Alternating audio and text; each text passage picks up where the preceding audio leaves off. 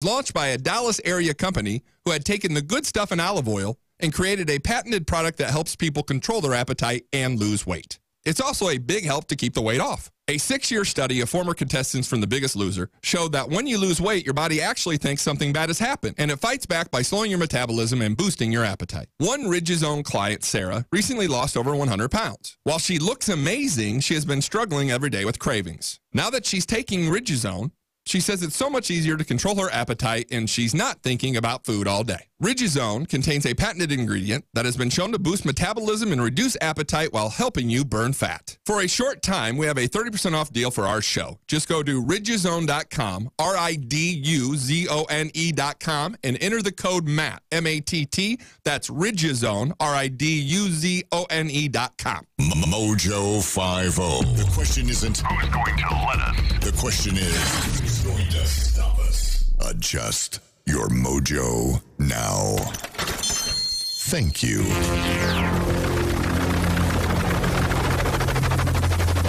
The mothership has landed. Doc Thompson, Brad Staggs, the mighty Mojo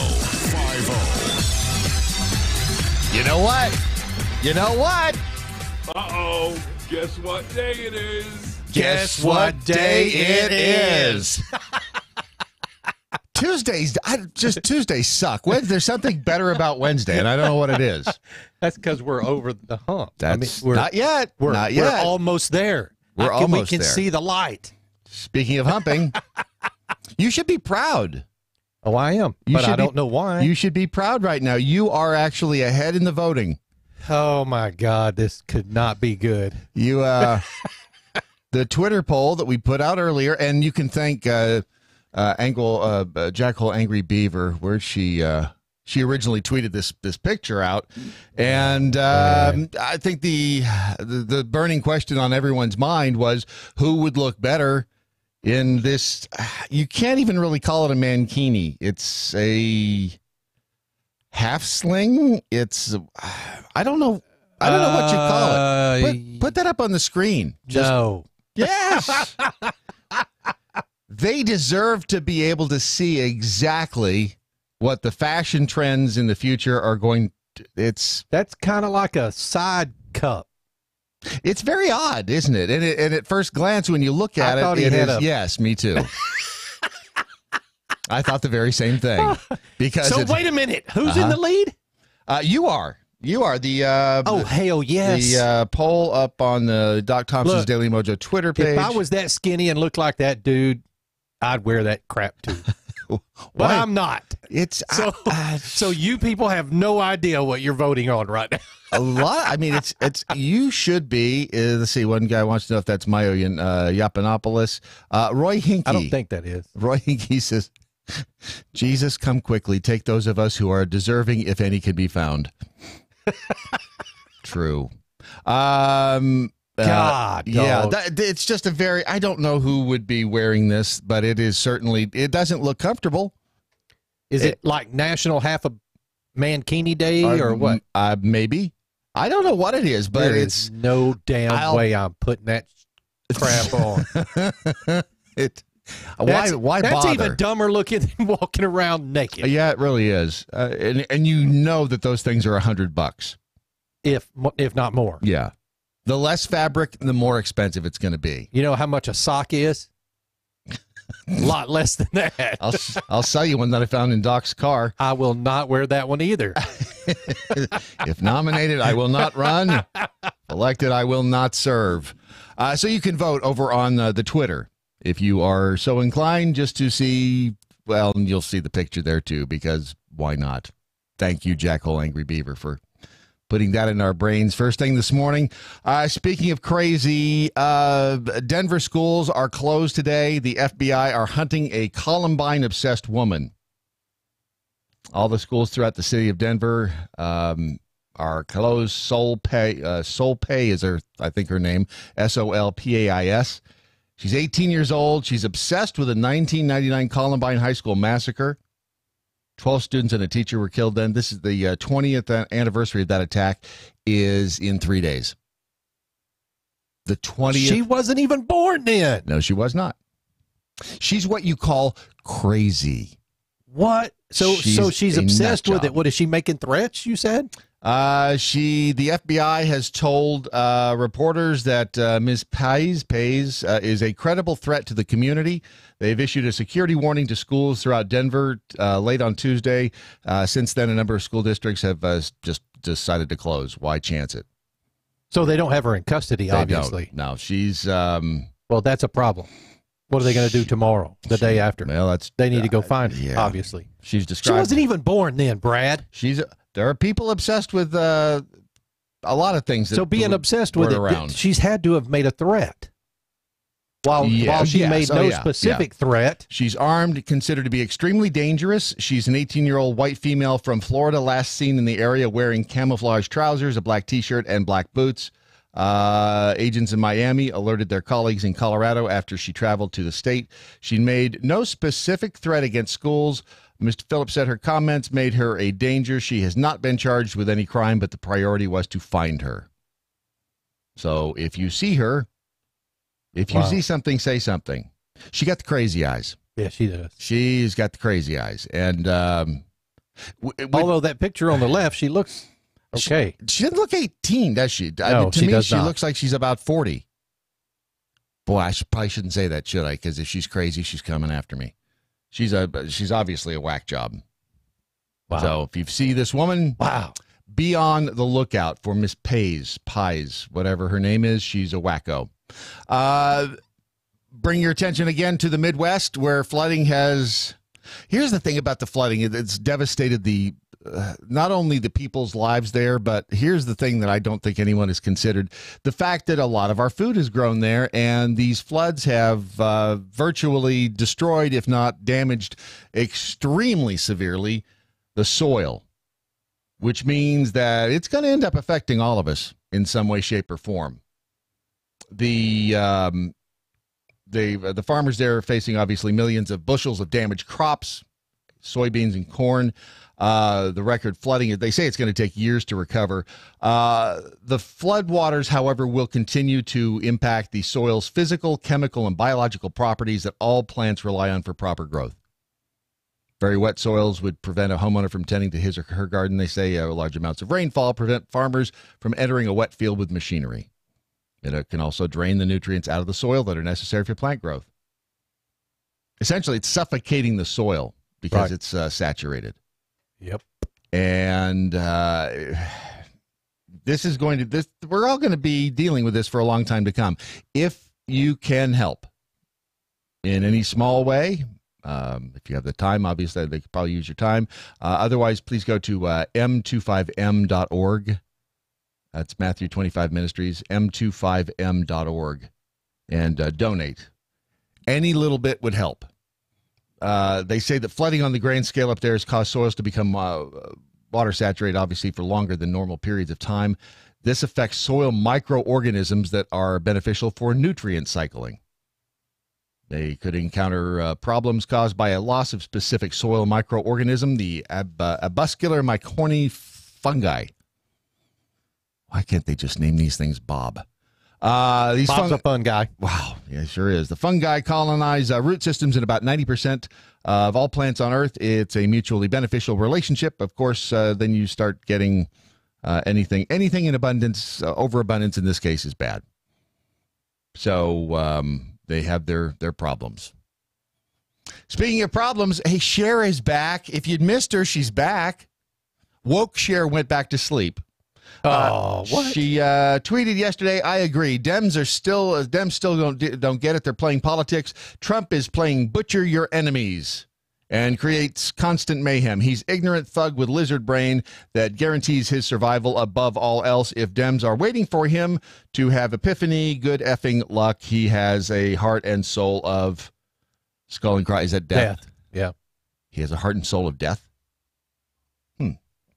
And actually, the Twitterverse responded in kind. Let's see here.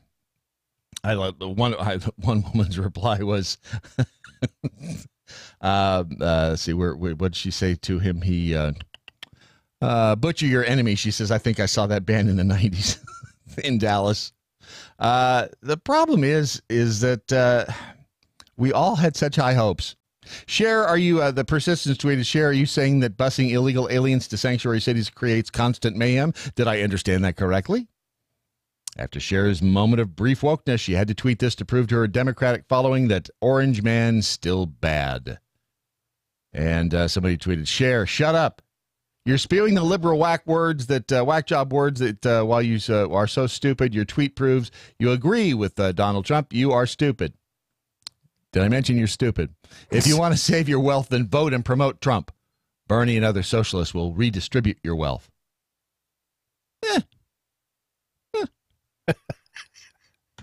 Did anybody really think that Cher was coming over to the light side? Did anybody think she was abandoning her core principles? Surely not. You know what's sad about it all is that anytime a celebrity speaks out, a lot of people listen to them because they think they know it all. Because they're celebrities. Mm-hmm. Matt Damon. Did you ever see open their mouth and spew a bunch of crap? Team America? Yeah, the cartoon, the marionettes. Yeah, the marionettes. Yeah, I was going to say claymation. When they had the celebrity council, and all this, it was Matt Damon, and all Matt Damon to Matt Damon. I mean, they had the celebrity council that would, if you haven't seen Team America, it is first of all, if you're easily offended by language, do not watch it. Oh no, not at all. If you're offended by puppet sex, yeah, don't watch that. Don't watch it. If you're easily offended by anything, don't watch it. Otherwise, it is hysterical. You know how many listeners right now are going puppet sex? They're typing it in. They're typing it in right now. Do not Google puppet sex, and don't see Avenue Q either. You will be very uncomfortable in that one. But they had the council of the celebrities who would advise the world leaders and come up with the solutions to the problems. Especially, Matt Damon. They've also decided interval training is better at promoting weight loss than cycling and running. Oh, if you is that the interval training like HIIT training? Yep. Whoa, listen to you! It's called HIIT training. HIIT training is what it's all about. How did you know that? I know what HIIT training is. I might not do it, but I know what it is. Really? Well, good for you. I'm proud of you. I might not do it, but I know what it is. If you are trying to lose weight, if you're trying to get in shape, this might be the thing for you. HIIT training. Explain HIIT training, Ron. Oh, he's on the phone now. He went away so quickly. So no, if you're looking for a way to lose weight, if you're exercising, you're trying to eat right, it's tough to do, and you want to find a little extra something. You just need that little extra, that little push to get you over the hump. That's what RidUZone is all about. If you go to riduzone.com, you'll find out about OEA, the molecule that is in RidUZone that's also in olive oil. And so you can combine that with a healthy lifestyle, exercise, eating right. You cannot obviously eat 5-pound bags of sugar every day and sit on your lazy butt and watch TV and hope to lose weight. But if you're ready to make a change in your life, you can actually, I looked over at the phone.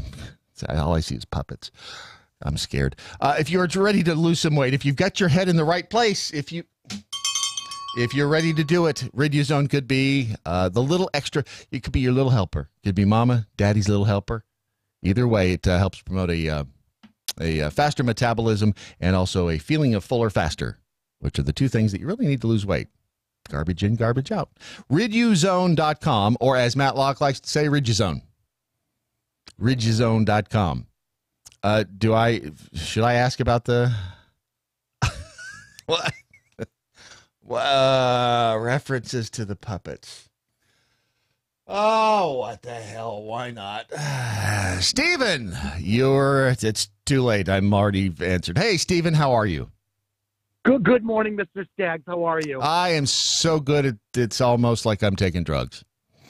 That's fantastic. Listen, I just wanted to call your show and tell you how much I appreciate you being a responsible co-host of the Daily Mojo and warning your viewers and listeners about the offensive nature of those puppet shows No one warned me about them, and they traumatized me for life. And I See? just really appreciate your responsibility. I try to be as responsible as possible sitting in this chair. I know it carries with it a great deal of responsibility, and with great responsibility comes great power, and that's the beauty of it, because that's what I was after, was the power. So, which did you watch? Did you see Team America? Did you watch that? Or I saw them. I saw them both, and they both deeply offended me.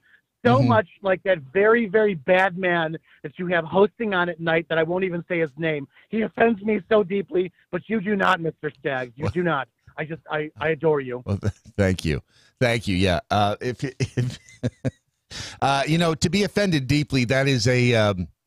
Actually, some people would consider that an honor to be that deeply offended. So, I think I think you're referring to Dominic Izzo, who is on Nights. Please don't even say his name. I'm sorry. Don't even say his name. His name offends me deeply. Yeah, it offends us too, but we don't tell him that. Right. Yeah. Thank you. We just let him go. Staggs, you can deeply do anything to me you want any time of the day. But Thank you. I appreciate you. Have a good morning, sir. You do the very same thing. Very same thing. It's.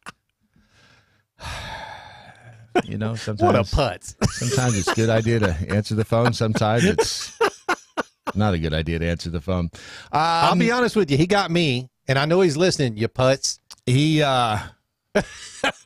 Speaking of Chicago, about 2 weeks before the charges were dropped against Jussie Smollett, Cook County State's Attorney Kim Foxx texted her staff, dismissing Smollett as a washed-up celebrity who lied to the cops.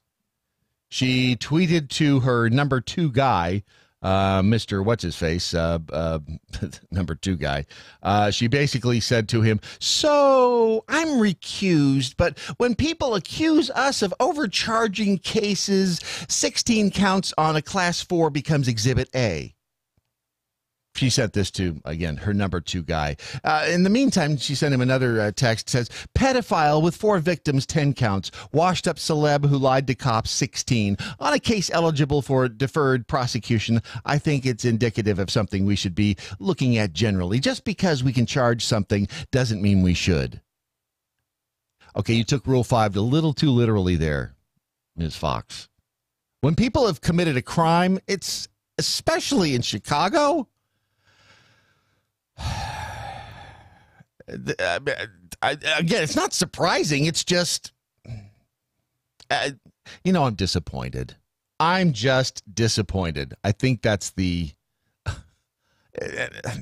no one is surprised about this. The fact that she, the whole "I'm recused, but I'm not technically recused. I just don't want to be kept in the loop unless I, of course, send you a text to keep me in the loop and to tell you what to do. But other than that, I'm not taking part in this case because of the obvious improprieties it would appear to uncover." Does she? When you look at her, she doesn't look all that smart. No. And then she proves it when she texts saying, did she not realize, being the state's attorney, this is what we call, it's in writing. Since when did that matter? I guess it doesn't anymore. You would think at least she would have bought a burner phone and done it that way instead. Mm-hmm. Someone had to obviously leak these texts. Oh, yeah. Which I'm guessing it was her number 2 guy, because who else would have seen them? Washed up.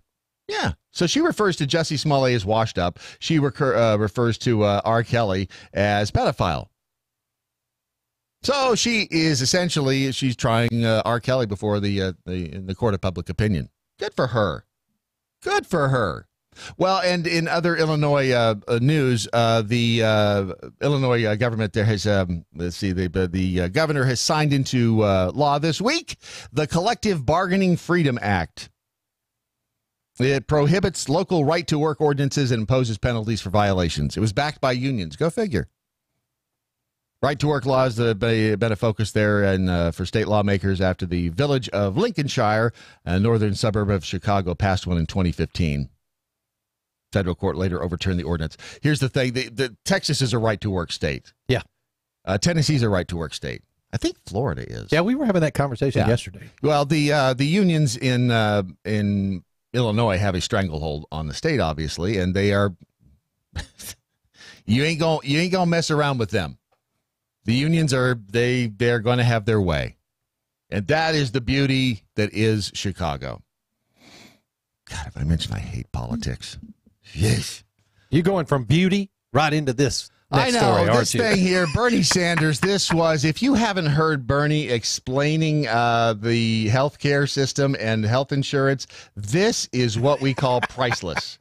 This, I heard this yesterday, and I thought, wow. At least he put it right out there. He's on Fox, and he's discussing healthcare with the hosts on, I guess, the town hall there, and this is what they were saying. Not including in your discussion. You tell me. I will tell you. You're not going to pay any health insurance premiums. You're going to pay one way or the other. Woohoo! No health insurance premiums! Yay! Free for everybody! But look, You're going to pay one way or the other. Martha. Whether it's in your income tax or your payroll tax, you're going to pay. Look, healthcare is not free. You never heard me? Whoa! Stop the presses. Wait, what did he just say? What did he just say? Healthcare is not free. You never heard me suggest that. Healthcare is not free. Damn. In other news, the sky is blue. Water is wet and fire will burn you. We're going to match. You just said it was going to be free for everyone. It's going to be free at the point of when you use it. Okay? And you go to. Why are you so shocked by this? Because someone's going to pay. Somebody is going to pay. Who are they? Who pays? Okay. One second. Okay. Relax. I'm just asking. We'll be talking. Please. We'll get through this It's together. a common question. Okay.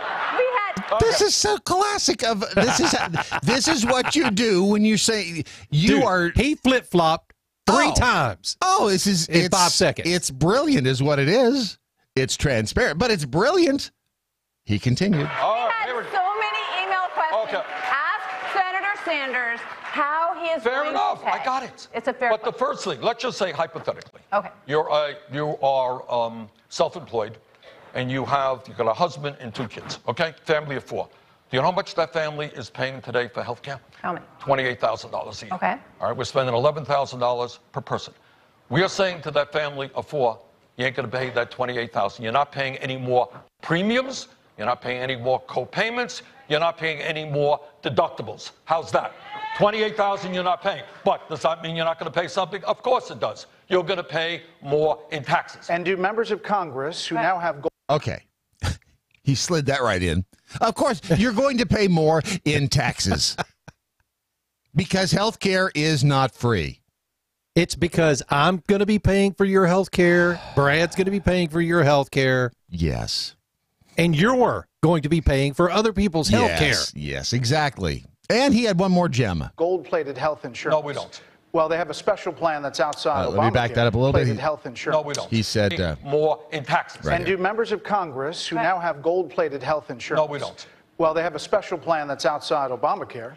A different plan. Do members of Congress, are they going to do that transition as well? Damn right. Of course. Of course. And there you have it. Damn right. Damn right they are. No, they're not. Damn right they are. No, they're not. Of course. Bernie Sanders. That guy cracks me up. And people follow him. Feel the burn. People follow him. Feel the burn. Go get some pills for that. Wow. Shit. God dang. It's healthcare is not free. That's the line of the day. Can you imagine? Think about the fact that all presidents in their 4 years in office, let's just say it's 4, they age like 20. Yes, that's true. What happens to Bernie Sanders? I don't know. He looks pretty good. Maybe he's the portrait of Dorian Gray in the basement. He's sucking up all the years of life out of the presidents. That deserves a break. Bro, how old is he? 106? 77, I believe. He's still running around. He's got some good health care right there. Or will be, I think, at the time of the election. Good looking old man right there. Apparently, that's what a lot of the youth of America think. They're following him. Makes a lot of sense. Healthcare is not free. You'll be paying. Not at the point of service, of course, but you'll be paying the rest of the time. Why does the Gen Z follow Bernie Sanders? Do they look at him and go, oh, I don't know. Look at Grandpa. I have no idea. And he's such a cuddle monkey. Look at Grandpa. Yeah, but he's going to put me on his knee and give me free crap. I didn't think you were going there. Ever since the pictures of him playing poker without the shirt in Russia, oh my God, he scares me a lot, more than a lot. If you haven't yet bought Mom a beautiful gift for Mother's Day, you still have some time. Look, you have no excuse, folks. No, you don't. We're giving you fair warning. Yeah, which means I have no excuse, folks. You can get some Nichelle chocolates. What? That's a company based in Connecticut, and the chocolates, I mean, Mom deserves this. $2,600 a pound. Oh, snap. What, your mom's not worth that much? My mom is not worth that much. Wow. I love my mom. Delivery's only $250.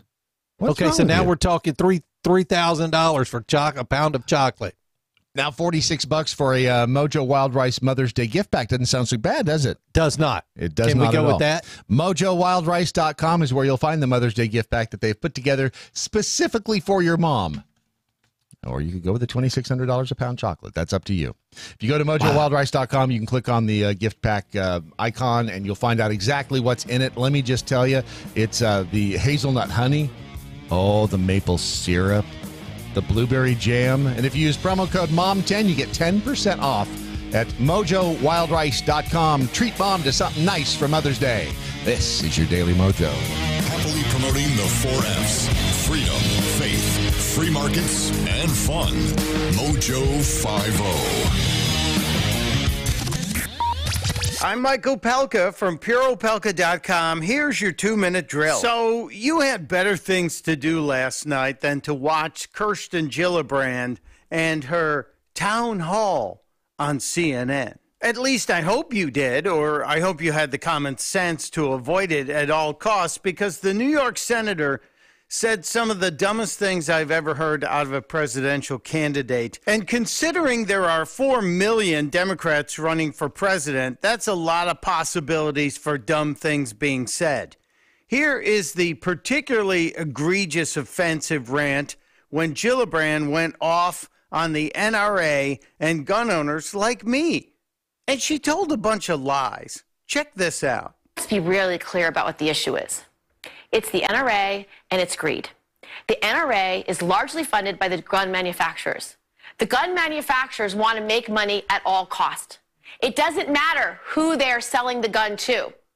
The reason why they are against universal background checks is they want to sell a weapon to somebody on the terror watch list. They want to sell a weapon to someone gravely mentally ill with a violent background. They want to sell a weapon to someone with a criminal conviction for a violent crime. It's all just propaganda from the Democrats. Anti-gun, anti-freedom propaganda. It is illegal to sell a gun to someone who has been convicted of a violent crime. Nobody's selling guns to terrorists, and the NRA is funded by 5 million members. 5 million. Not the gun companies, you dolt. Testudo, my friends. Testudo. Mike Opalka's 2-minute drill is powered by MojoWildRice.com. Their wild rice is a superfood, gluten, sodium, fat, and cholesterol-free, yet high in fiber, protein, zinc, phosphorus, and trace minerals. But you're going to love it because it's delicious. MojoWildRice.com. MojoWildRice.com. The Daily Mojo. Jack Hole Angry Beaver says Gen Z must think of Bernie as Santa Claus. According to Real Ron Phillips, sit on my knee. I'll give you things. Or maybe Creepy Joe. Either way, you've never seen Creepy Joe and Bernie in the same room at the same time. Think about that. Guess what day it is, Mojo Country? It's Bat Appreciation Day. It is. It is, actually. You know, you have to love bats. I mean, they knock down the mosquito population. They've just got a face that only a mother can love. Texas Yankee, Real Brad Stagg's puppet sex offends Izzo penis because it reminds him of his shortcomings. Hey-oh. Hold on. I see what you did there. And plus a bell and a horn. Yeah, you got to get all those in today. Yes, absolutely I do. Is Maria's calling in. Good. Yeah. Real quickly, I wanted to tell you the story about I want to tell you a story about a dog. Okay. This is an amazing story. I have a story about a dog. It's not as good as yours. No, this is a really good one. A dog found swimming more than 220 kilometers. That's 135 miles for everybody here in the States. It was swimming 135 miles offshore. It was found by workers on an oil rig crew in the Gulf of Thailand. It was we don't know how he got out there. The worker on the rig belonged the Chevron Thailand Exploration and Production. Vitisak Payala is his name. He said on his Facebook page they saw the dog swimming toward the platform last Friday. He said they were lucky to spot it because if there had been waves, it probably would not have been visible. The dog made it to the platform, clinging to the support structure below the deck without barking or whimpering. Look at that picture. That dog is a miracle, dude. Look at that picture. That hurts my heart because there's no telling how long he was dog paddling out there. Seriously. Why is it that he fell off another boat? There's no question. Yeah, obviously. He must have. Yeah. You know, he probably dodged being dinner multiple times. Yeah. Wow. I mean, I'm talking about the humans, not the sharks. Oh, he's cute, though. Yeah, he really is. And I mean, that is one sweet-looking little puppy. He was delivered by boat to the southern port of Sangla on Monday, declared in good shape for after being taken to the animal protection group Watchdog Thailand. I would get him the hell out of Thailand real quickly before somebody walks the dog.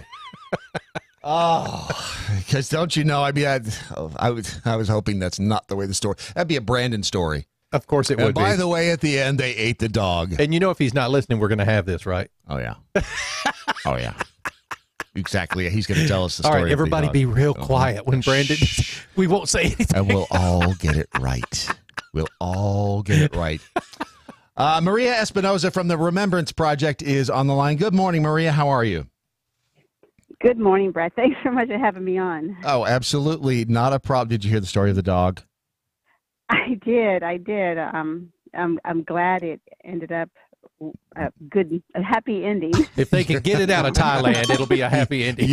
You were about to say not on a dinner plate, weren't you, Maria? It's okay. It's you can say things like that out loud on this program. It is quite acceptable. So what's going on today in your world? What are we talking about? Because I'll be honest with you.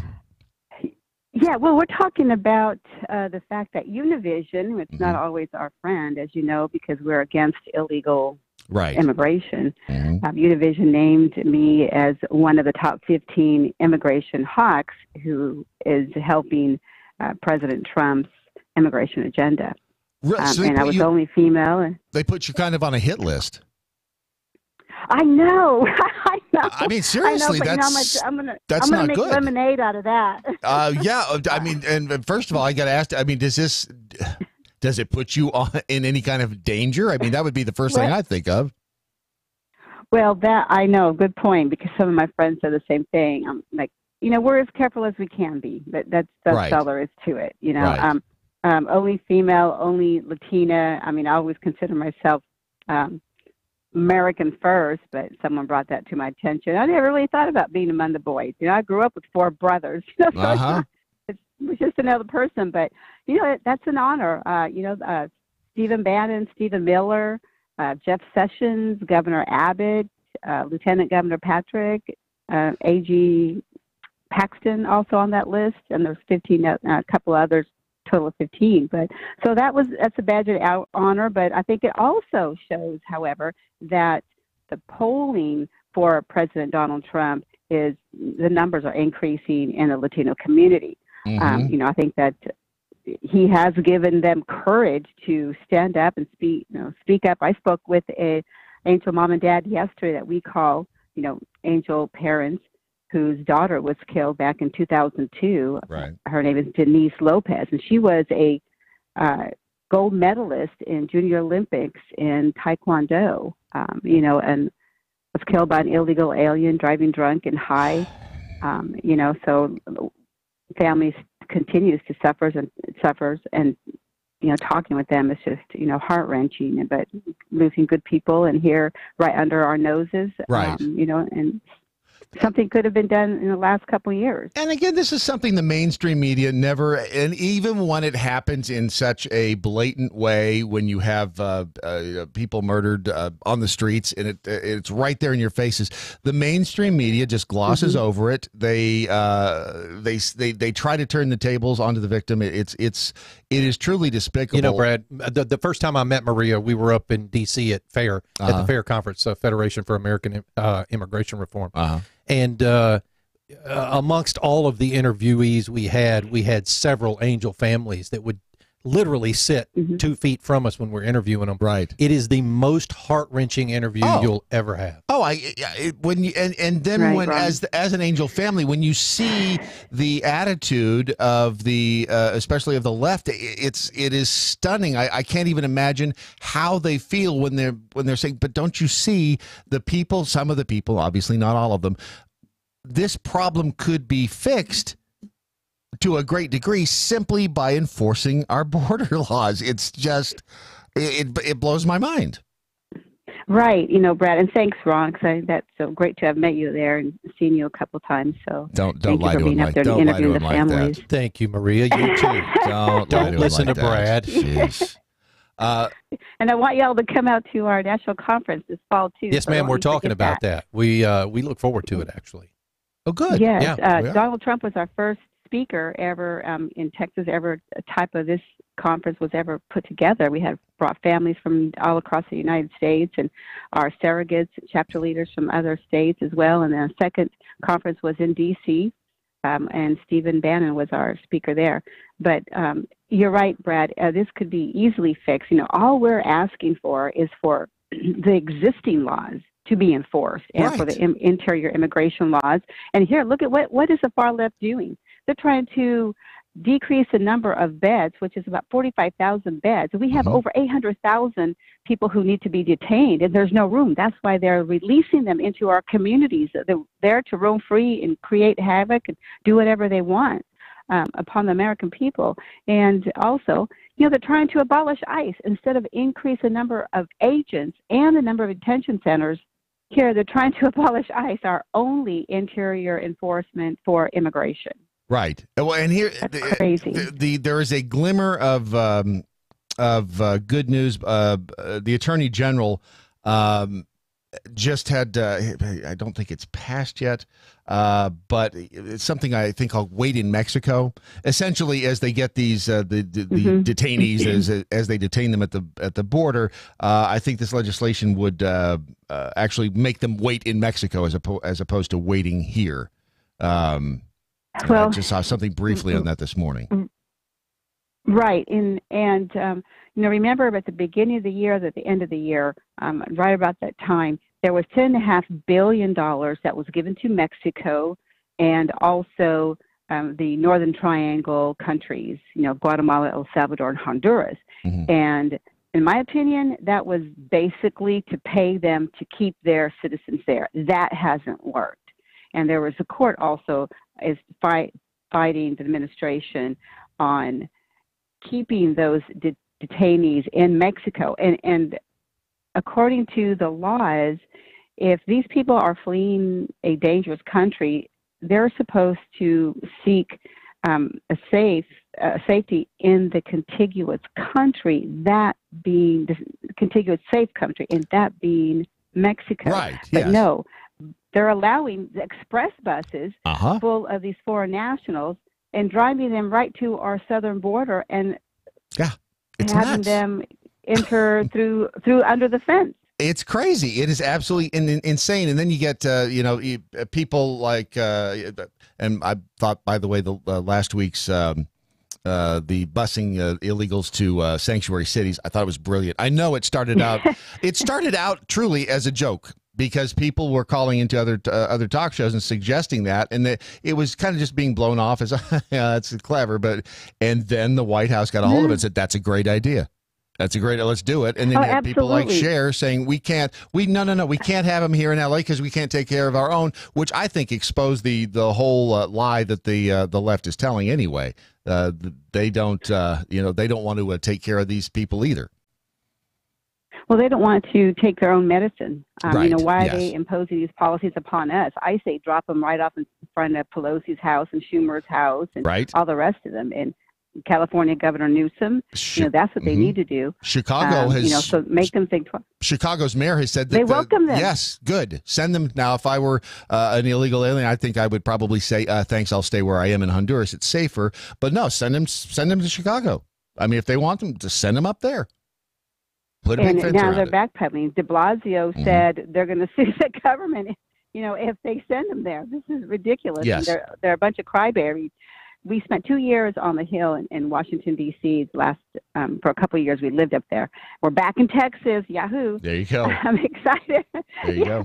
And you walk down any street and you could see all these signs that said "All are welcome here." I was so tempted to get their address and go find illegals and hand out their address. Go want a free meal, free room on board? There you go. Yeah, exactly. Well, Maria, how can people get involved with the Remembrance Project, and what do you want from the listeners that they can get involved, and how can they help?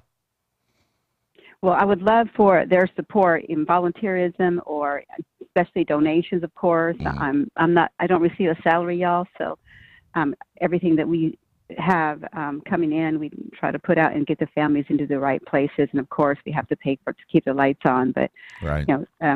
So any amount will be great at theremembranceproject.org, theremembranceproject.org. But also recruit within your own communities and educate people and get them like-minded and get them to make sure to vote and recruit others, identify good candidates in your local areas, support them in every way possible, because we have to replace these individuals. They've completely sold us out in D.C. for sure, but also we have a problem here in Texas. We have a big problem in Texas, and that's a big reason why we came back here to Texas to work even harder here. I'm going to do my best to help out Texas. I have to keep fighting, and I don't want this to happen on our watch. Exactly. Maria Espinoza from the remembranceproject.org. Thanks for being here as always. We'll talk again soon. Thank you, Maria. And be safe. I mean, Thanks, seriously, Brad. it's an honor to be put on that hawk list, but by the same token, I think there's some crazy people out there that might put a target on you, so be careful. I agree. Thanks so much, y'all. Have a great day. God bless y'all. Thanks. That is. I just love Maria. She's great. She's fantastic. And she's been great with us every time we've interviewed her, every time we've shaken her hand. And yeah, she wants us to come down to Houston and do a radio row down there. I think she wants us to run that radio row, but we're talking about it, Beth and I. Wow, so she's not that smart, really? She wants is us to really run something? Smart. She is smart. Well, now she wants us to run something. Go to the remembranceproject.org. It's the stories will just... What was that top story there? Scroll back up a little bit. There was... Uncle Ted? Ted Nugent joins the Remembrance Project Board of Directors. Yeah. That's great. Anything Ted... I like Ted. I do, too. Anything Ted's a part of, I'm in. There are new news. There's new news out on gut bacteria. Again, drugs could mimic gut bacteria, and those benefits could end up treating diabetes. Wow. Every day, just about every day, there's something new about gut bacteria and how it affects other parts of our life, other parts of our body's health. It might be possible to design drugs that mimic the positive health benefits of gut bacteria to treat diseases like type 2 diabetes. It is known that, this is from the news story, it's known that bacteria in the gut can provide positive health effects, but so far the mechanism by which gut bacteria works has been unclear. They're still studying these things. If you go to lovemytummy.com, you'll find the story of Atrantil. It's something you can do that's a good thing for your little tummy and your little gut bacteria. You got to take care of them. Little gut bacteria, you got to treat them right. They'll treat you right if you treat them right. It is Atrantil. It's not a probiotic. It is clinically proven to target problem bacteria. And Dr. Ken is the guy behind it, Ken Brown. Yes, I know. Ken Brown works in, put the two and two together. There you go. He has his own show over on Spoonie. How's that doing, by the way? It's doing fantastic. Good. They're building their listener base. They come in, they're excited. They just got put on iTunes with their podcast, so nice. They're excited about that. And it's tomorrow, right? Yeah, it's Thursdays at 10 a.m. Eastern.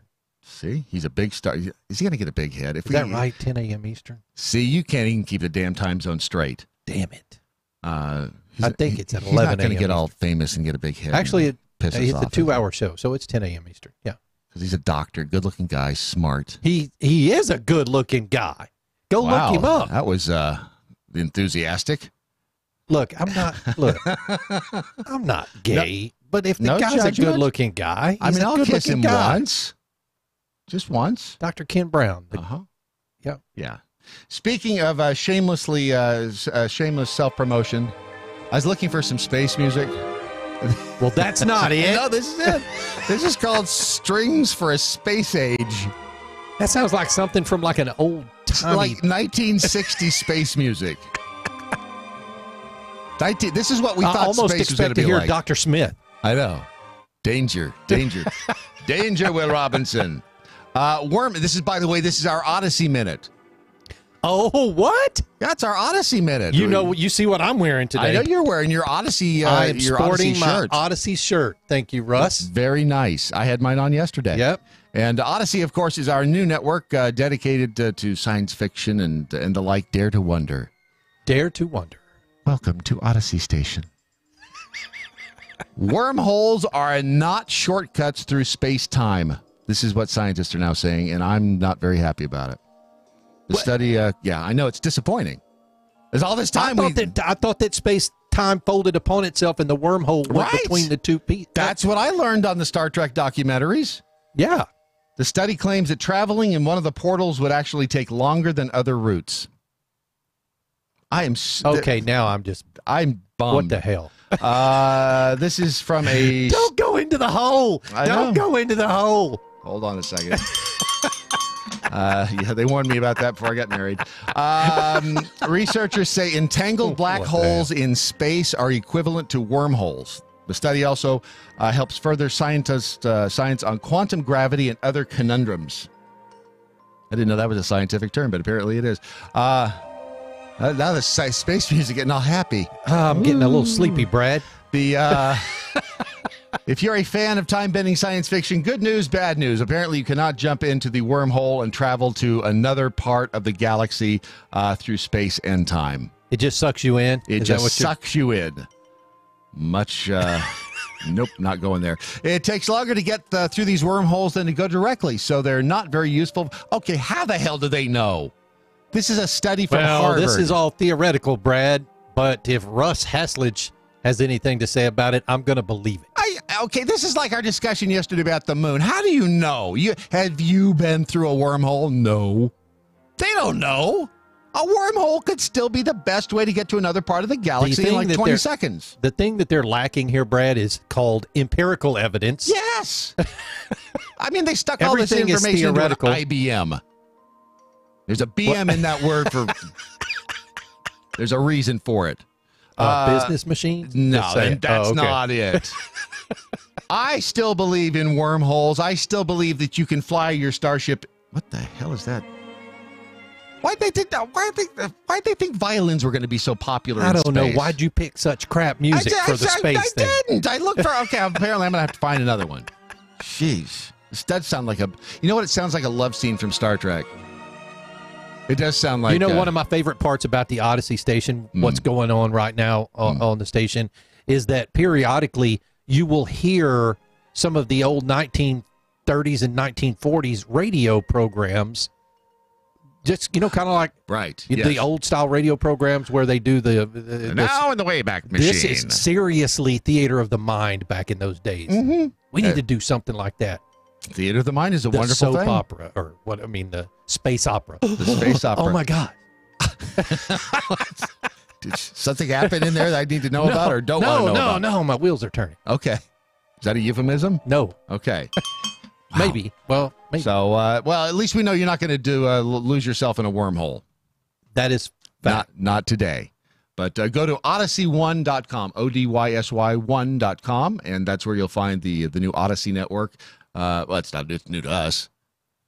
We are making some changes to it. So over the next few weeks and probably month, we will be making some changes, adding some more content, moving some stuff around. So bear with us. We're polishing it up. We are going to polish this. Polishing the space station. Oh, yeah. It sounds kind of dirty, but yeah, that's what we're doing.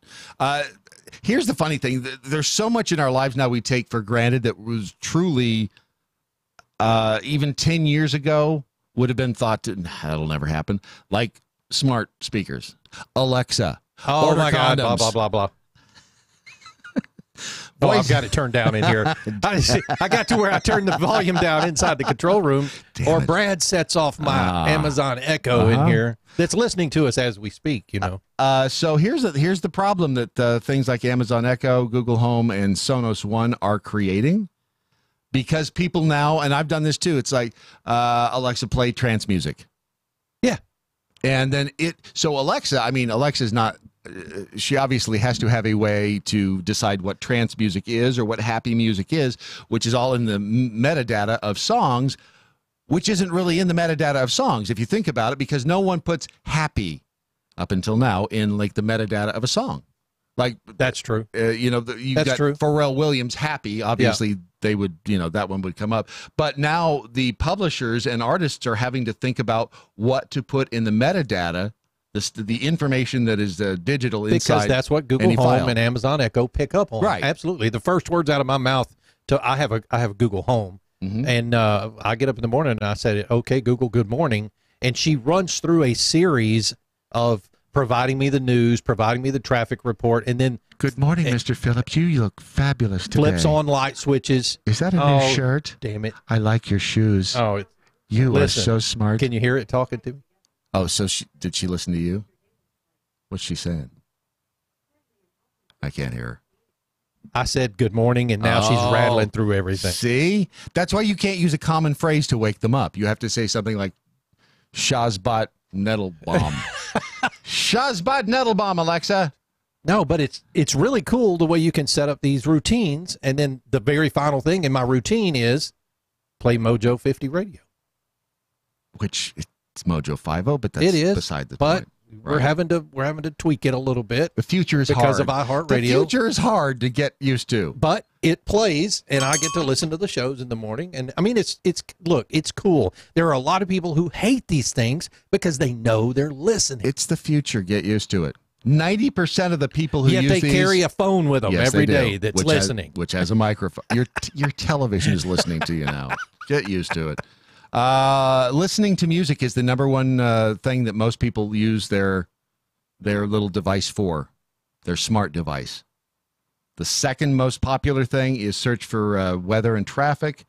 Factual information, trivia, and history is third. Listening to news is fourth. Chatting with your voice assistant for fun. Oh, yeah, I ask her to tell me jokes all the time. That's really sad. But she has pretty good jokes. I use mine for reminders a lot, though. Reminders and alarms and stuff like that. Does she make biscuits? She does not make biscuits. Misty might be in trouble. Because Alexa doesn't talk back unless you ask her to. That is correct. Alexa, am I pretty? She can't hear you. Damn it. They never listen to me.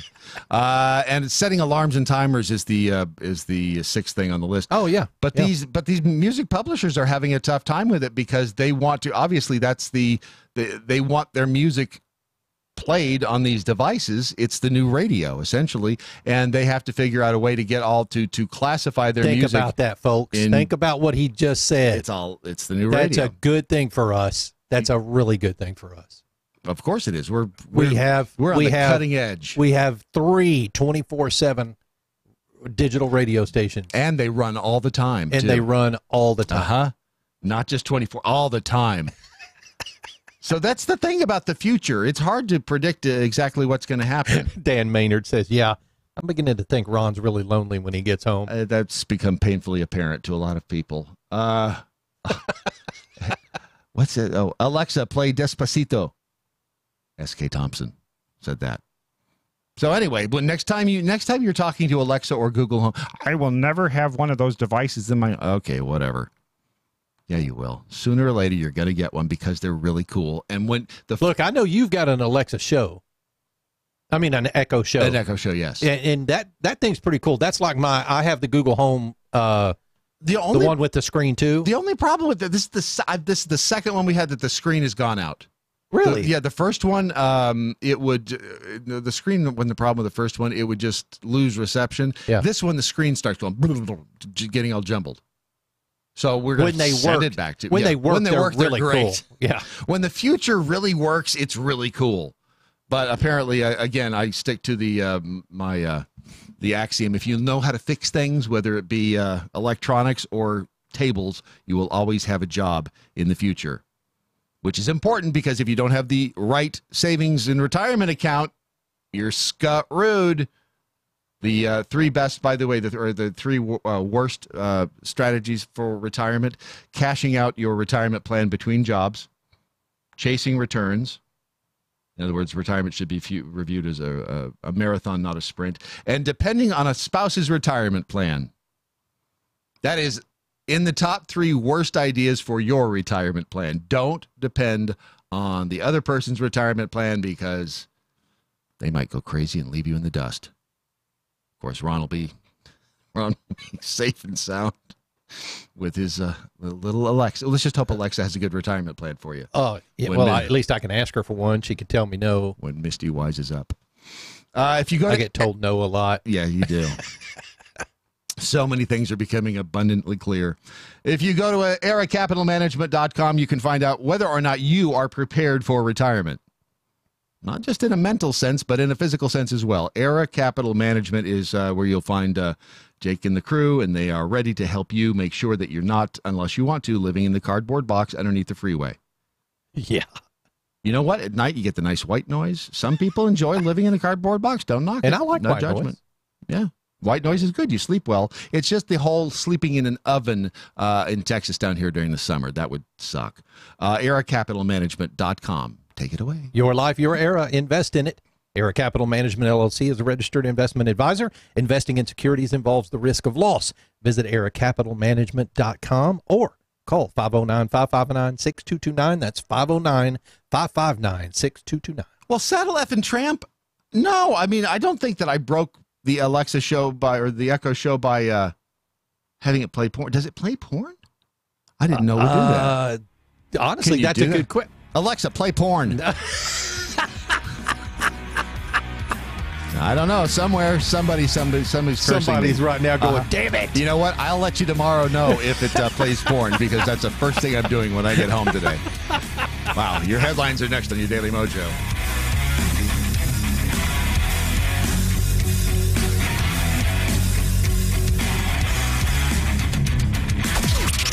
This is the seditious, rabble-rousing, liberty-loving, home of fun, entertaining, and compelling talk.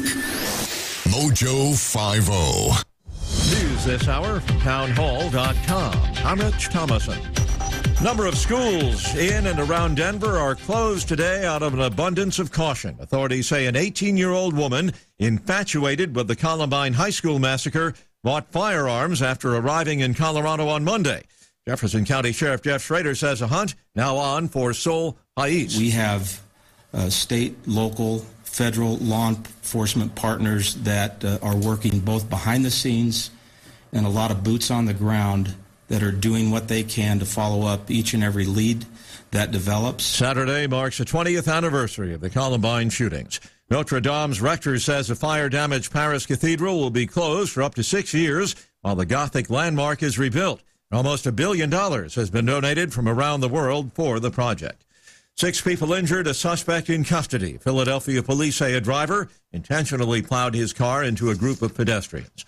One border state senator says a massive influx of illegal aliens, rendering border agents unable to do their job. Texas Senator John Cornyn says 40% of frontline border agents are forced to leave the lines to help process huge numbers of illegals, leaving areas of the border vulnerable to exploitation by drug cartels and others. He says Congress needs to provide Border Patrol with more personnel and resources and the legal authorities they need in order to do the job we've asked them to do. Without that help, he warns, we're sending them into a losing battle. Cornyn says 103,000 illegals attempted to cross the border last month. Bob Agnew reporting. A redacted version of the Mueller report due out tomorrow. White House Counselor Kellyanne Conway saying the report will conclude there was no collusion with Russia, no criminal conspiracy, no indictments forthcoming. On Wall Street this morning, stock futures are higher. Dow futures up 52 points. NASDAQ futures ahead 27 points. More on these stories at townhall.com. Now you can fly anywhere in the world and pay discount prices on your airline tickets. Book a flight today to London, Paris, Madrid, or anywhere else you want to go and pay a lot less guaranteed. Call the International Travel Department right now at Low Cost Airlines. 800-452-1075. 800-452-1075. That's 800-452-1075. Having an extra supply of food on hand is just smart. Some people call it prepping. I call it smart. You never know what's going to happen in this world. Go to mypatriotsupply.com. You'll find out a lot of good reasons to have that food and some great prices. mypatriotsupply.com. Say what you want to say about Cortez. She's not unattractive. Whoopi Goldberg, ugly as dirt. She one ugly woman. She ugly. Whoopi is jealous. Making radio great again. The Cartel with Matt and Ron. Weekday afternoon. Mojo 50. If you are trying to quit drinking or doing too many drugs, listen to me. You don't know me and we'll never meet. I had a problem like you once. I drank and used to party a little too much till it got out of control and almost ruined my life. I realized I needed help to fix my problem before it totally destroyed me. If you've tried to fix your drinking and drug problem and you know you can't do it alone, you need to call the National Treatment Advisors. They'll immerse you into a 30-day program to replace your old habits with new habits and totally change your life. And if you have PPO private health insurance, the entire program may be covered. Fix your problem right now before it gets any worse. Get clean. Call now and learn more. 800-296-1252. 800-296-1252. 800-296-1252. 800-296-1252. If we weren't so bad. To puppy rape. I like to cuss. Do I want to keep my penis? Cat wants some black titty. We wouldn't be so good. Mojo 50.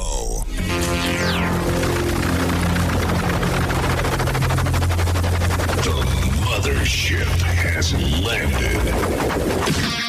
Hey! Look who just walked in! Who? Some guy with a beard. I heard those people have a lot of germs on their face, man. Just keep them away from me. It's weird. More germs than dogs. Yeah. I'm not into it, so if you would, just kind of... Bad news for hipsters, but men with beards harbor more germs in their whiskers than dogs carry in their fur. This is science right here. Half of the men they tested had bed bugs in their beard. Really? It's in my beard? In their beard. Alarming news follows a study that found that every sampled beard was crawling with bacteria. Nearly half had bed bugs that were hazardous to human health. By contrast, a number of dogs tested proved to have lower levels of microbes. Wow. My wife sent this to me yesterday. She says, here's show fodder. She said, oh, this is for Brandon. Yeah. Scientists wanted to discover whether there was a risk that humans might pick up a dog-borne disease from an MRI scanner that was also being used for examinations by vets. Mm-hmm. So they took swabs from the beards of 18 men and the necks of 30 dogs across a wide range of breeds. Dogs, I assume, not men. Compared the results. The Switzerland's Herzlanden Clinic. Oh, you got to see that in wintertime. It's beautiful. Yeah. Oh. And their Christmas parties are crazy. The researchers found a significantly higher bacterial load in specimens taken from a man's beard compared with the dog's fur. Well, there you go. So I am not kissing you anymore. Well, I mean, whoa, hang on. Let's not rule anything out because think about it. Really, what I'm helping people do is increase their immune systems. You know, like strengthen their immune system. Yeah, right. Okay. Because you know why I don't get sick that often. That was quick thinking, brother. Right. Yes, that was beautiful thinking. Yeah. I don't get sick that often. There's a good reason. It's because my beard is essentially like it's almost like Popeye and spinach. You know. Right. That's it's like oh my god, I'm feeling like I need to get sick, and I'm like don't worry, done, and then I make out with you, and then suddenly you're like healthier. Right. The only thing I think possibly dirtier would have been Doc's car. Raider dropped it off yesterday. First of all, I still. Did it look like a different car when he dropped it off? Yes, when he pulled up. That's fantastic. And for those of you watching on the stream here, this is just a little video here of the car prior to. I kid you not. Look at that. Yes, yeah. Let me back that up just a smidge. What in the hell? If you're listening in your car, there. Okay, the dude's got a whole McDonald's in the floorboard. He does. This thing was on the floorboard. Don't they say don't talk ill of the vacationing? Yeah, you know what? We'll give him grief when he gets back. Yeah, there was trash. What the hell is on the seat? The other half of McDonald's? Don't ask. So that was the front seat. The back seat had a. Oh, that suitcase looks very happy. I know, doesn't it? By the way, there were 2 suitcases in the car. Not 1, 2. 4 pairs of shoes, and I can't tell you the number of socks that I discovered. There was even a pillow. By the way, that blanket right there is comfortable. Oh, it's fuzzy and warm. No wonder he kept that in the car. But let me just say that okay, so that's before. Let me show you a picture of when Raider dropped it off. It was, and there, by the way, that is the that's all the crap that came out of it. Or that's a part of it. That's part of it. I swear to you that the pile of clothing, trash, and shoes was almost as tall as the car itself. When Raider dropped it off, there's Raider in the car looking very happy, number 1. And number 2, the outside of the car looked great. I mean, he does. Except for the dents. He couldn't do anything about those. But here's what he That's said. the character of the car. But here's what he said. He said, if I'd had it longer, I could have done something with it. I could have gotten those dents out. I'm like, dude, you performed a miracle the way it is. Look at the front seat now. Raider did an amazing job. He cleaned it out. He put new floor mats in it because Doc's mom is picking it up today. She is going to be. Here's the thing. I told him. I said, I don't know if she even knew what this thing looked like. Oh, you have to show her the picture. No, absolutely not. No, yeah, you know what? Maybe we shouldn't, because that would be the equivalent of actually shows like, hey, also here's his search history. We don't want to do that. Yeah, this would be the same exact thing to her. Oh, that's a good Doc point, Thompson's though. mother. Yeah. To Doc Thompson's mother. Doc Thompson was an angel who cleaned his car. Right. Who did not live in filth. Wait a minute, though. You know Doc grew up at home. You know his bedroom looked like that, too, right? The family of Bud and Nora Thompson had. What did he say? You know his bedroom. She had to walk across. Did she not ever look under his mattress? Right. You had to be tough to grow up in the Bud and Nora Thompson household. That's. But I thought I was going to. No, I'm not going to show her a picture of it. No way. No. This is exactly how Doc kept his car day in, day out. And That's Raider. fantastic. I mean, Raider did an amazing job. Yeah. Truly amazing. We've got to think of something nice to do for him. Like Raider's a nice guy. Give him a foot rub. Brandon will give you a foot rub. I'll Raider. rub my beard all over his face, and he will not have the flu for at least 3 months. That's kind of you. Yeah. That you are a giver. I don't care what they say about you. You're a giver. I mean, I am a selfish lover, but I thought you were an easy lover. Phil Collins. Yes. We should give him a cat cooler. I believe that to be a great idea, Brad. Can you make that happen, Ron? I think I can try to get something like that done. For Phil Collins. That's fantastic, actually. I mean, it's not a bad idea. He can transport all that beer and liquor he brings to us in it. Oh, my gosh. He showed me a picture Raider did of all the other. He says, here's the booze that I haven't brought in yet. It's like, dude, what? It's like he owns a liquor store. I know. Does he? If he was about, I've never asked. If he was about this tall and had a flat head, I'd marry him. Okay. That almost made sense. It does make sense. It does make sense. It makes sense if you think about it. I just want to make sure your hand was in the shot. Oh, I get it now. My innocent little brain did not really fully comprehend the dirtiness of old men. It wasn't dirty. It's love. Continuing on with cat coolers. I know what an erection feels like, Michael. Wow. At catcoolers.com, you'll find the black ones, the white ones, the yellow ones, the camo ones. All of them. And the one, as we've said in the past, the camo one can be a problem if you live or vacation in the jungle. We don't recommend it because you'll lose it. The yellow one is nice on a boat because it stands out. The blue collar is great because it tells you if your drinks are cold. You don't have to stick your head all the way to the bottom of the cooler to find out if the drinks are cold at the bottom. Yeah. Or your hand either. You just look in there and say, hey, it's blue. Which is how I've always, tried to figure out. Right. See, this is going to save you from dunking your entire beard and head into the bottom of the cooler and fishing around with your teeth. It is just so much easier with a cat cooler. You don't have to worry about actually getting a cold thanks to the submerging of your head into ice water. Yeah. I got to tell you, folks, I mean, the technological advancements that they're coming out with nowadays are really, really pleasing me. No longer will you have to worry about messing up your hair whenever you're trying to just get a beer, okay? See? Or a bottle of water. So many things the future has brought us. So many things, including cat coolers. If you use promo code Brandon, you will get 10% off your cat cooler at catcoolers.com. You all set? I'm all set now, yeah. All right, we're set.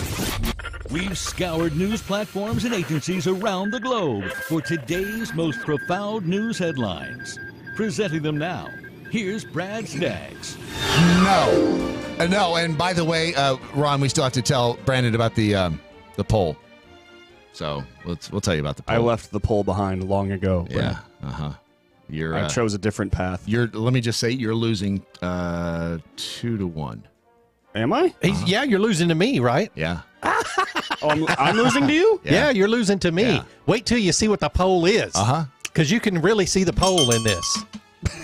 I'm not joking. This is not a joke. I have no idea what we're talking about right now, but it sounds very But you don't frightening. Don't let that worry your pretty little head. You just go ahead and do the headlines. All right, we'll go ahead and do the headlines. 5 of these are headlines for you. One of them is a lie, but 4 of them are true.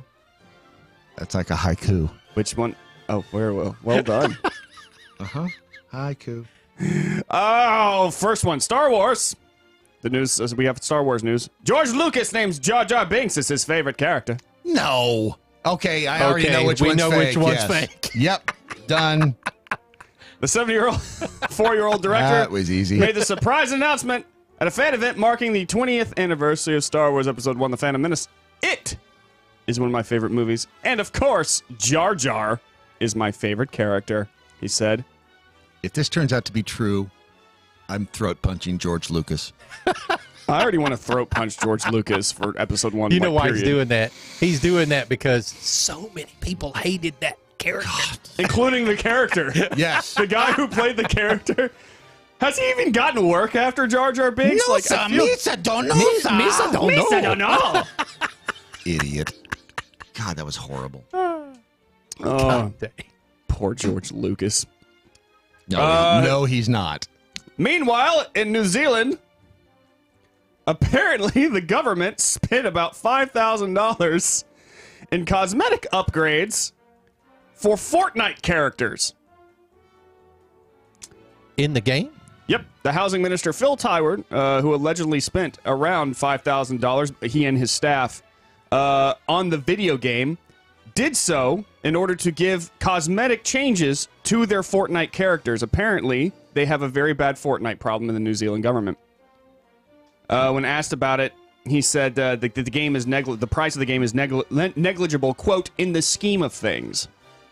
But so you can spend money inside the game. So, yeah, what it is in Fortnite and games like that, you can actually spend real-life cash. Is that Steam? Is that the... No, I mean, like, it is on Steam, but I mean, what you can do is, like, let's say you want your character to look like John Wick. You can actually spend money to buy digital, like, clothing and haircuts in order to make your character look more like John Wick. Wow, sounds like a great way to spend my money. So these guys are using the country's money. The taxpayers' dollars, around $5,000 of it, in order to buy things to make their characters look cool. No wonder they wanted to outlaw assault rifles. Donald Trump's up there right now with Halo designing Master Chief Trump. Jeez. Master Trump. Wow. God. The funny part is this isn't actually the first time something like this has happened, actually, in the United States government. Remember when World of Warcraft got big? Yeah. Yeah, they actually had, like, a whole bunch of people. Like, they had either had to fire or essentially, like, they had to ban the game from the servers because people were just playing World of Warcraft all the time. In our U.S. government, like, on our taxpayer dime. Well, they don't have anything else to do, so. I mean, yeah. Back in my day, it was it was Doom. You remember that, Brad? Doom. I don't think I ever played Doom. I Have you did played the love new one? Legend of Zelda, though. Man, that rocked on Game Boy. Oh, dude. That and All Pong. day. Woo, Pong. Have you played the new Doom? I have not. You need to. Yeah. Oh, it's so good. Let's see here. 81-year-old held for growing marijuana says he didn't know it was illegal. Okay. An 81-year-old man was arrested on Monday for allegedly cultivating cannabis. I thought Willie Nelson was older than that. That's, you know what? You're only as old as you smoke. Never smoke weed with Willie again. I am going to butcher this. The police said that the accused Indradev Bashgovin was using the cannabis, also known as marijuana or ganja. Thank you. I love it. And it's always nice when they... Or Mary Jane. He was holding a marijuana cigarette. Jeez. He was doing it for his personal consumption. After the police got to know about it, they immediately raided the farm in Nevale Village, Boisar. The police found nearly 200 plants in the field and seized 905 grams of marijuana. Is that a lot? I guess. Okay. And the accused told the police, however, that he was unaware about the fact that marijuana was illegal. Understandable. Yeah.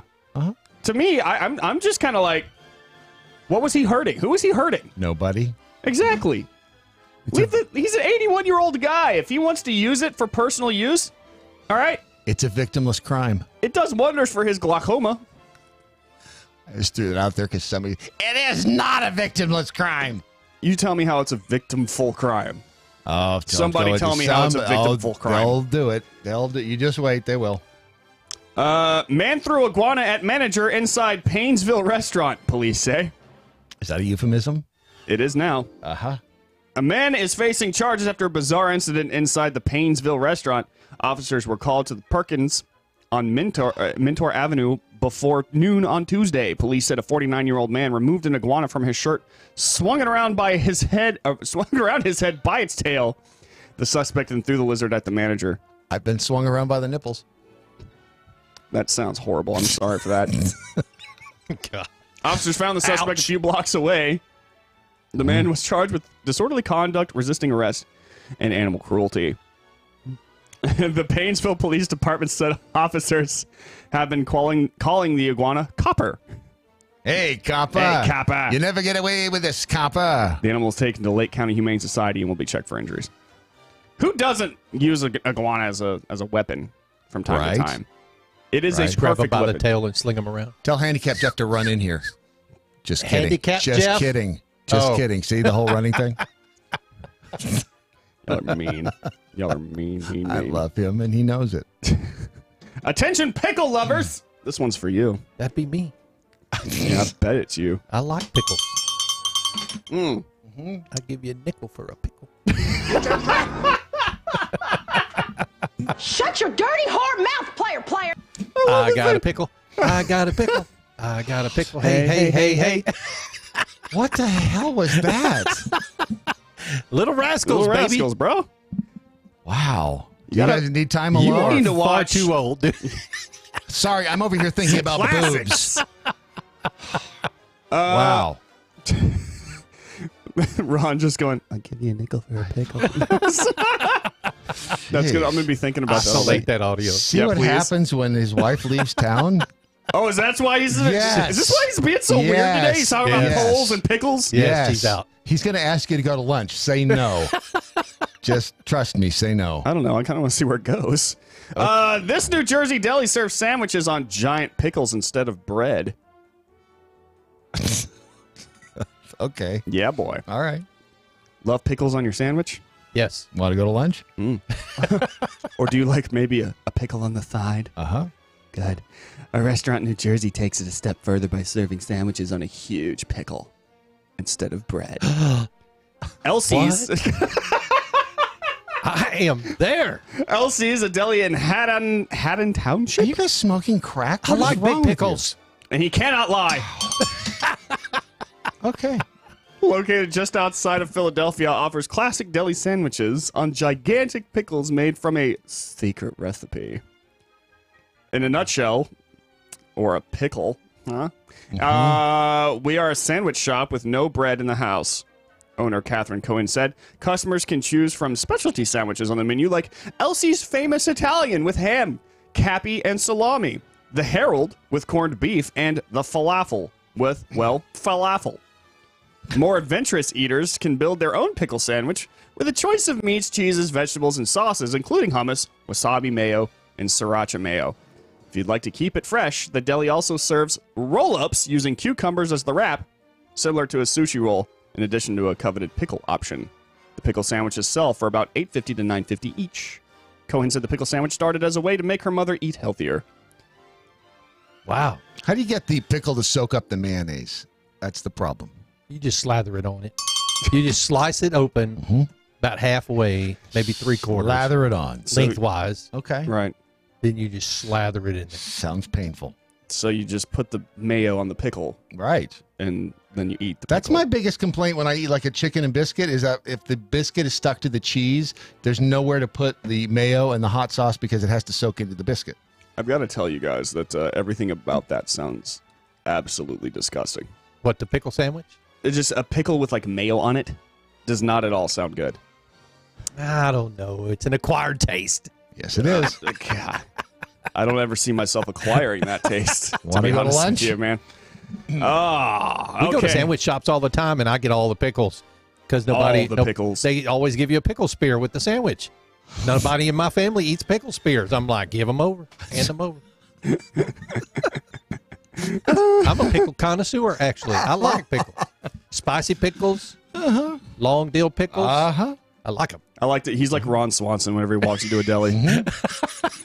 He's like, bring me all the pickles that you have. What brand of pickles do you carry? Sir. Now, what you probably heard me say I just thought of something terrible. Bring me a lot of pickles. What I said was, bring me all the pickles you have. We're gonna wind up replacing the peas with pickles. Oh, that's happening now. We're just going to get jars and jars of pickles. I had to look behind me to remember what that was. Those are your 5 headlines. Let us review. George Lucas is all about that Jar Jar. New Zealand politicians spent around $5,000 of taxpayer money on upgrades for their characters in Fortnite. 81-year-old man arrested for growing marijuana, even though he says he did not know that it was illegal to do. Man threw iguana at a manager because that's what you do when you're mad at somebody. You throw an iguana at him. Yep. And pickle lovers, mainly Ron, you can now have a pickle sandwich with bread and pickles instead of bread. Why don't they have a pickle-flavored coffee at American Pride Roasters? I think that he's missing out on a huge market. Wow. APR, DMXDM. Oh, he's completely ignore this. No, he's not. Do not make that. He is. Okay, would that be good? Would a slight dill flavor? Could that? It might be. I mean, it might be. Dill is what, savory? No, Jeff's saying no. I don't know. I think it might be good.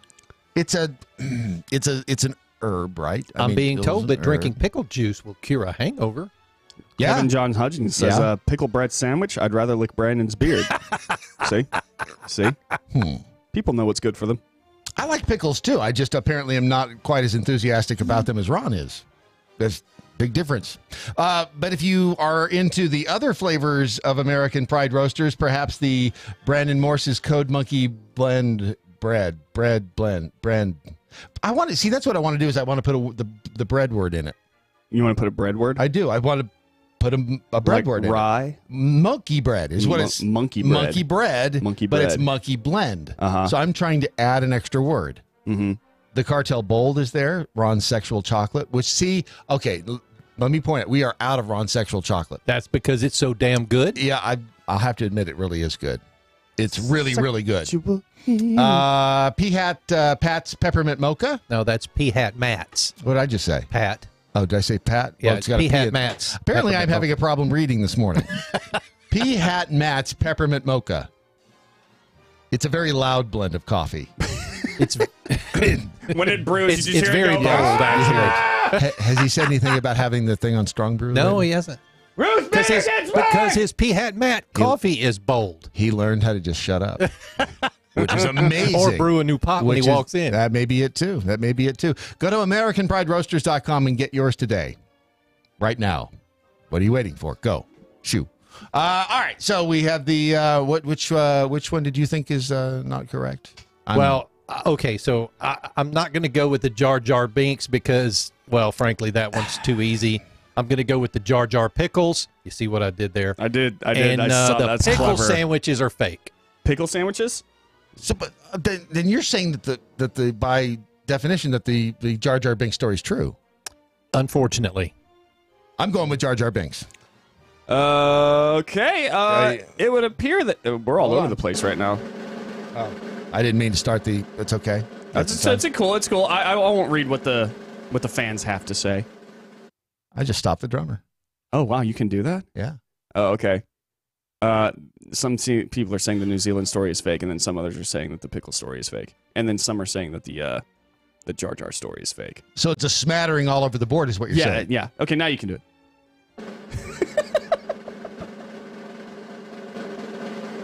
I'll just settle in here. Yeah. This sounds like the long one. That's it. We only have 45 seconds. If it gets soft in the middle. Yep. Did you say if it gets soft in the middle? In the middle. George Lucas actually really does love Jar Jar. I knew it. That so sucks. Are you shitting me? He actually does love Jar Jar. The fake story is the New Zealand Fortnite story. Oh, the New Zealand. Which means that. Good news, Ron. Pickle sandwiches, Pickle baby. sandwiches are true, buddy. Woo! George Lucas loves Jar Jar Binks. It's his favorite character. He's an idiot. I will read you this story. He's just doing. Oh, nah. He's trolling. He is trolling. That is all there is to that one. No freaking way.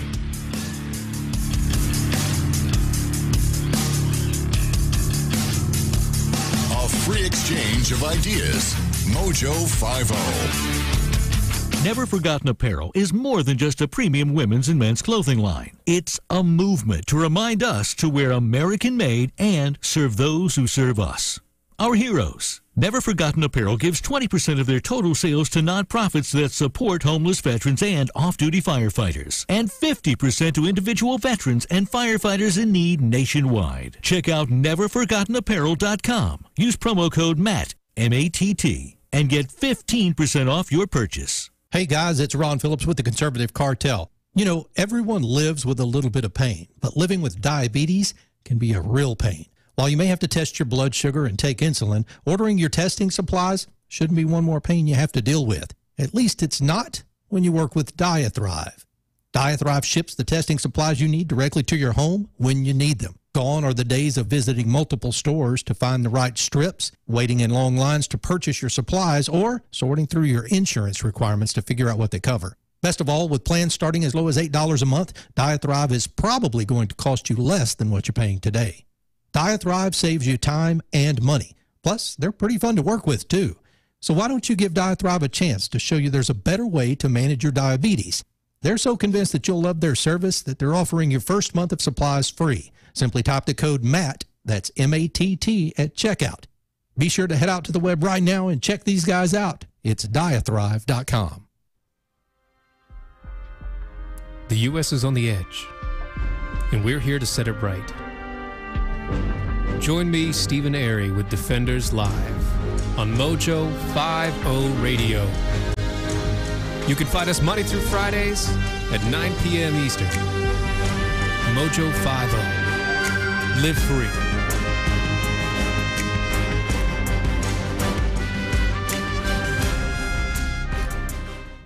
The Daily Mojo. So Peloton is not mayonnaise? No, a Peloton is not mayonnaise. So I was sitting there looking at myself in the camera, which is a mistake. Never do that.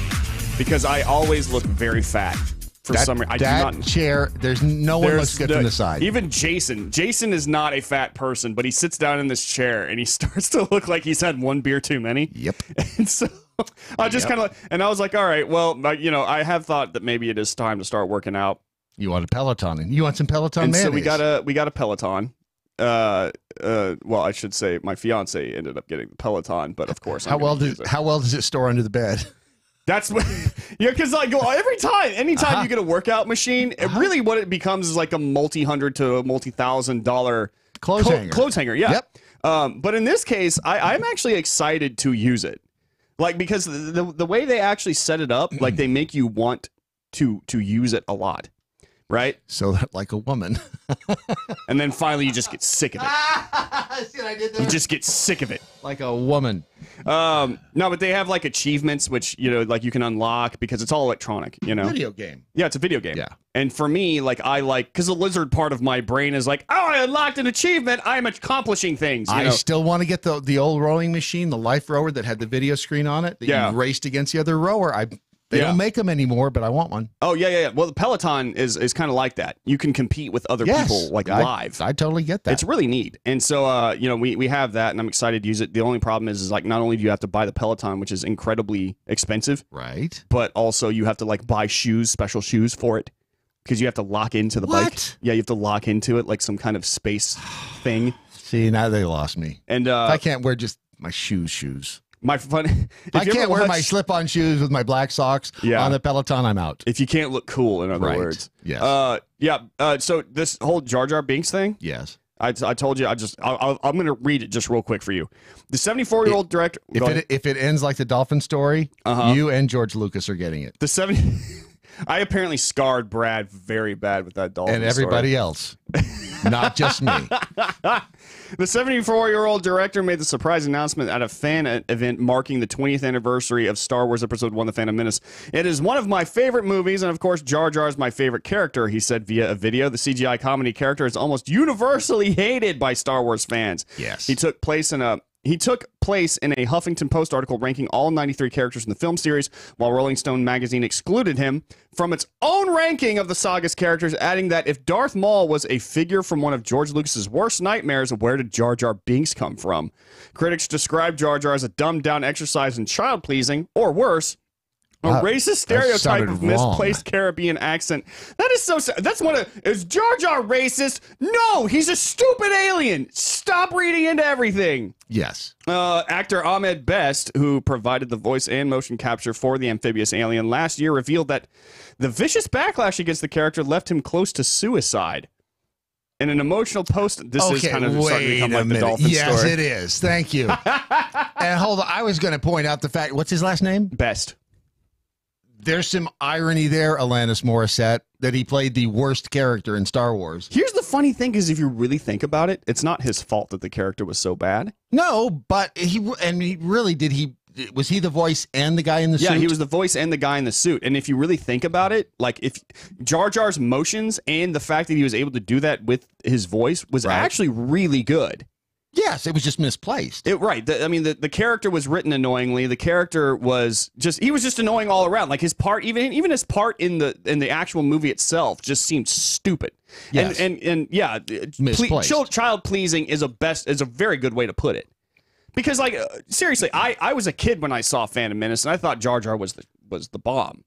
Well, and that's the problem with Star Wars is that it is not a child's story. When you start talking about space blockades and trade wars and none of it is a child's story, and they're trying to say that it's none of it fits in that sense. Yeah, no, absolutely. And slicing out people's, it's just not a kid's story per se. Yeah. And by adding a stupid rubber chicken, which is all Jar Jar Binks is, a flappy lipped rubber chicken. Yeah. Misa happy, sir. Yeah. It's just what a Misa propose. Yeah, it's ugh. In an emotional post on it gets better. In an emotional post on social media, Best shared a picture of his young son writing, 20 years next year, I faced a media backlash that still affects my career today. This was the place I almost ended my life. It's still hard to talk. Bradley! Yeah, okay, it's the dolphin story again. If he dies in the end. No. Listen. It's still hard to talk about. I survived, and now this little guy is my gift for survival. But speaking on Monday, Lucas was full of praise for Best, saying, Ahmed, you did a fantastic job. It was very, very hard. In response, Best tweeted, I'm overwhelmed with the love and support I got at today's Star Wars Celebration Phantom Menace panel. It was very difficult not to break down in a puddle of gratitude tears. Thank you each and every one. Your love it's felt so greatly. Lisa like puddles of tears. I actually just feel bad for the guy because it's not his fault. It's really not his fault. No. He actually is, for all intents and purposes, a superb actor. If you can play an annoying character that well, yeah, you must be very good. Very good. And he did the mocap for it. Very. And you got to remember how Jar Jar Binks was. He wasn't just like a character that stood. He had this gait. He had the gait, and he flailed around. He flailed around a lot, and he did all this like really physical comedy that was horrible in the movie. Yeah, it was horrible in the movie, but it was really good. And if you really break it down for what it was, Ahmed Best, I'm heartbroken that this guy had his career and life destroyed over something because he did it so well. Right. That's sad. That's sad. That would be like Hollywood for you. Let's you know what, we need to get serious here, Ron. Show the picture to Brandon. This is the subject, Dude, by the way, of your this is the thing here that I lead you in. Yes. Who would look best wearing that? It's the new man sling. Someone tweeted that at me this morning. Yes, the and at first glance, the sling around his waist does not appear to be the sling around his waist. So far, Ron is winning in the poll. Who would be better suited in the new man sling? So it's either I have to agree with that. I vote guy Ron. behind Thank the you, glass Brandon. or the Brandon Morrison. No, It's I vote 61% so far. Yeah, no, I vote Ron. 100%. I look exactly like that guy. I was gonna say you look the guy at the black hair. You mean? Yeah. Yeah. I mean, you guys could be twins. Yeah, I think that even down to the tattoo on your chest. Do they have a right leaning version of this? Did you notice that? It says both leaning left. Mm-hmm. And what if you don't? That is actually true. Yeah. What if you don't? What if I'm you just don't? saying. What if? Just I saying. feel like maybe they should be a little less left phobic. Right. If you take my meaning. Exactly. I mean, these are the things that matter in life. I'm sorry to everyone who is watching this. There's some good news for are we getting serious? Yeah, there's some good news for people in Detroit area Catholics. Great choice of music, by the way. Detroit area Catholics are now permitted to eat muskrat, even during Lent. It's pretty crazy. Did we not have? Well, I think it's important just to think about that. It's a long-standing permission that allows local Catholics to eat muskrat, a furry marsh-dwelling rodent. It says the culinary appeal of that item, however, is up for debate. Yeah. On days of abstinence, including Fridays of Lent, according to the Archdiocese of Detroit, the custom dates all the way back to the region's missionary history. In the 1700s, it's who doesn't Is love? that someone enjoying muskrat, or is that two turtles having sex? Because I can't tell the difference. That would be two. It's the same thing. That would be two turtles having sex. I thought that as a public service, we would let the Catholics in the Detroit area know that you can now eat muskrat. Well, I'm very. And who hasn't wanted to eat a little muskrat during the course of their life? Of course. I sometimes wake up in the middle of the night thinking, "Gee, I wish I had some muskrat." Love. Can I ask? This has always confused me. Was she just? Hey, what we was she shouldn't doing? make too much fun of it because people nickname their stuff. I've never known anyone to call it a muskrat. My whole when they were sitting around writing that song. Why did they choose that specific animal? What does muskrat love? Why muskrat? What is muskrat? Want to go to lunch? I have never been more scared than I have. Today is during one this of those show. days, right? I just saying. I just feel a threat. By the way, another sad anniversary today. This is the day that Benjamin Franklin died. I remember that day. Yeah. I was there. 1790. Brad does. Brad remembers that day well. It was very sad. Do you know he coined the term battery? Really? Yes. Like a battery. Like you put a battery in a flashlight. Yes. He coined the term battery because at the time batteries were the fuel cells. Let me see if I get this right. The fuel cells were in a grouping of what were called Leyden jars. Leyden jars were a very early and very simple electrical capacitor, and the way a Leyden jar is shaped, it kind of looks like the back end of a cannon. It's a jar, has a little bulb on the back of it, and, and as a group, they look like cannons. And they're called a battery of cannons. A battery of cannons. I figured that was the first word he uttered when the lightning struck his key. No, that would be son of a bitch that hurt. Okay. And then he dropped it. Okay. I mean, a slightly different reaction. You can't let electricity go like that. No one knows that. Don't tell him that. He dropped it. It was hot. It was a hot key. See what So let me get this straight. She was sitting around and they were like, we need to write a love song and we're going to bring up muskrats. Yeah, I'm still on that. I can I just get an answer from somebody? Because beaver was too obvious. You've seen a muskrat. It looks like a beaver. I actually, you know what? I don't know. A muskrat looks just like a beaver. It's the tail that's... I mean, the tail's a little different, but, some people say you can't tell the difference between a muskrat and a beaver. Oh, yeah, I would never be able to. In fact, if I saw one, I would say, hey, there is, in fact, a beaver. Uh-huh. So they're trying to say is beaver love, which is another... Yes. For a kitty. It's another word for kitty, Oh, he's going to shoot me now. That's good. Okay. My time has come, everyone. By the way, this is it. No, I brought this in for show and tell. I brought this. This is an old. I want to see, first of all, if you can find the trigger. I brought in a little gun for Brandon to take a look at. Ron has already done his best to see to see if he could find the trigger on the gun.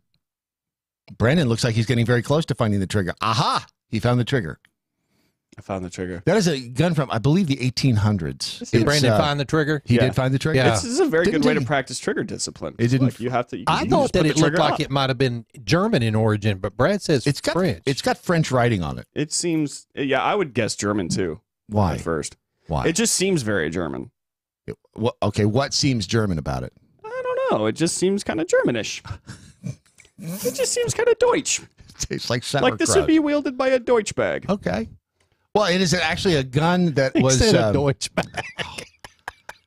Today's Ute. What the hell do they know? He's going to be in charge of the world tomorrow. Who knows? No, if you go to TRA Guns, you will not find that gun. You will not find that gun at TRA Guns. I promise you. It's heavy, isn't it? I like the weight. I like really it? do. Yeah, it's solid. I think those are mother of pearl grips. Where's the try to cock it? Oh, I can't. I know it's a hammerless. Yeah. So how do you? I don't know. I've never shot it, but the gun is very old. It's over 100 years old. I'll tweet a picture of it. Actually, can you hold that up to the? Yeah, you can't see that. I don't know the one that's on you. There it is, folks. It's a weird looking. It's an odd gun. Camera. I mean, a strange gun. Yeah. At TRA Guns, though, you find the good guns. You find the guns you can still shoot. This one you can't shoot. You can find over on the clearance aisle. It's so cheap. I always go to the clearance aisle. Okay, I feel like I'm gonna break this if I keep. Try not to. It's worth $18,000. Is it really? No. Like... Unless you break it, it's probably worth about $10. Seriously. There you go, Brad. Isn't it a wild gun? No, it's just pretty cool. I mean, I like it. And it says something on it, but I couldn't read it because I don't have my glasses on. We've got, of course, the AR that we have mounted in the back of the studio, so you can break in if you want to, but I wouldn't. I would not recommend breaking into the studio. It. Yeah. No. It's not exactly in your best interest. This says on the top of the gun, it says, I think it's Baye Blindes. Baye Blindes. Wait, what? Baye Blind, or is it Dallas? No, but it's Baye, Balles, and then Blindies. Blindies. Like that sounds not like a smoothie. I was gonna say it's a blend, or maybe it's blinders. Baye's blinders. So if anybody knows what that is, let me know. It's just a very old gun, and everybody I've shown it to, they've not been able to tell me. I've shown it to people. I don't know. It looks like an old gun. You can find the FN America FNS 9mm, the 4-inch pistol right there at TRA Guns. It's on sale for $470. Mm-hmm. The Smith & Wesson Bodyguard, that's the one that we're giving away. We're still giving that away, right? We are still giving that away. We haven't given it away yet. So you can register to win either at Tar River Arms at traguns.com. By the way, has anybody told him about the Twitter account with TRA Guns on it? No. Have you? See, I didn't think you were going to. talk about that until you told him first. Okay, first of all, it's out there, and I'm not the first one to have found it because I'm not the first one to have looked for it.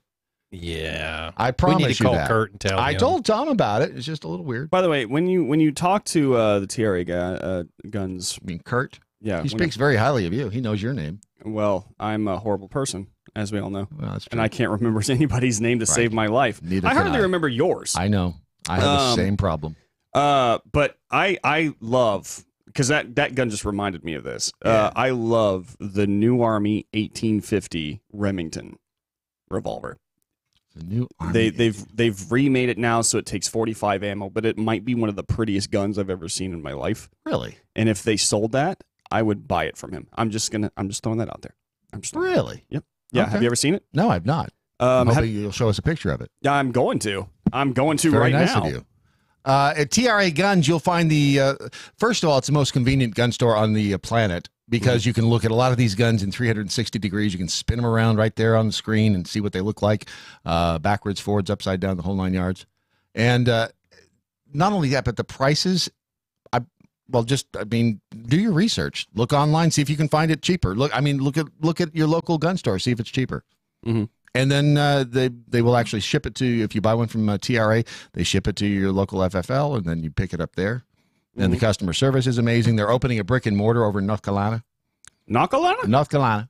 And so it's really a very cool gun store. TRAguns.com if you're looking for a gun. Did you find a picture? Oh of the gun? yeah. Tell me that's not a pretty looking gun. Oh, it is a pretty gun. That's like an old what kind of? Well, it was around during the Civil War. It was a Civil War era It doesn't gun look that old. that they refashioned into a 45 caliber gun. And those old guns, when you see them in the westerns shooting people from, first of all, the duel in the middle of the street is totally bogus. No, they never did that. In fact, vast majority of the time when somebody got shot back in the Old West, it was probably in the back. Yeah. Yeah. And those guns, you couldn't hit the broadside of a barn. Yeah. With a lot of those. Oh, they yeah. were just Well, they didn't have the not rifling accurate. at the time. No. For most of them, they'd shot, just shot. Yeah. It's absolutely ridiculous back then. I'm surprised they still managed to fight with guns I know, yeah. during the Civil War era. I would have just been like, you know what? Chances are you're not going to hit me. I'm just going to come at you with a sword, and you can pray to God that you hit me. Well, I don't think you will. And that's the thing about Game of Thrones. See, I made that connection there. Very well But you done. go to the Revolutionary War, and they, of course, had the combination, the musket with the bayonet on it. Right. So it's like the best of both. If you can't load in time, just stab him. Yeah. But that would be brutal to try to have to reload your gun every time you shoot it. Yeah, that would be annoying. Bang! All right, give me 20 seconds. I got to stuff in. Time out. I just got to reload my gun real fast. Is that cool? Yeah, man, I'll wait around. Wow, what a... you want a drink or something? What a pain in the ass that war would have been. You want to sing an old ditty? Yeah. Wow, that was... no wonder we kicked their ass in the war. By the way, climate change protesters in England are super gluing themselves to buses. And, that's trains. Well, who hasn't done that? This is one of the probably dumbest things I think I've ever seen a protester do.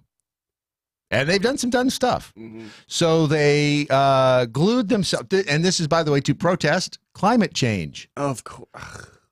And so at Canary Wharf in London, they super glued themselves to a window of the, I guess it's a subway train, as a part of a week-long disruption protest. And the one guy has a little sticker. He's got his hand glued to the window, and it says, super glued, do not pull me. You know You what? deserve to be pulled, I was bro. going to say, this is, I just pull, you know what? If you pull him and it leaves half of his hand on the window. That is his fault, not yours. Guess who's not going to be super gluing their hand to the window next? Yeah. Why do people do these stupidest things in the name of protest? Here's my problem is like, look, what are you trying to convince me of by doing this? Yeah. Because, like, the one thing I'm always hearing is like, well, it brings the awareness and starts the conversation. But the problem is, like, I was already aware of it in the first place. And I'm sorry, talking about it isn't exactly something on my list of to-do things. It's like, like people get naked.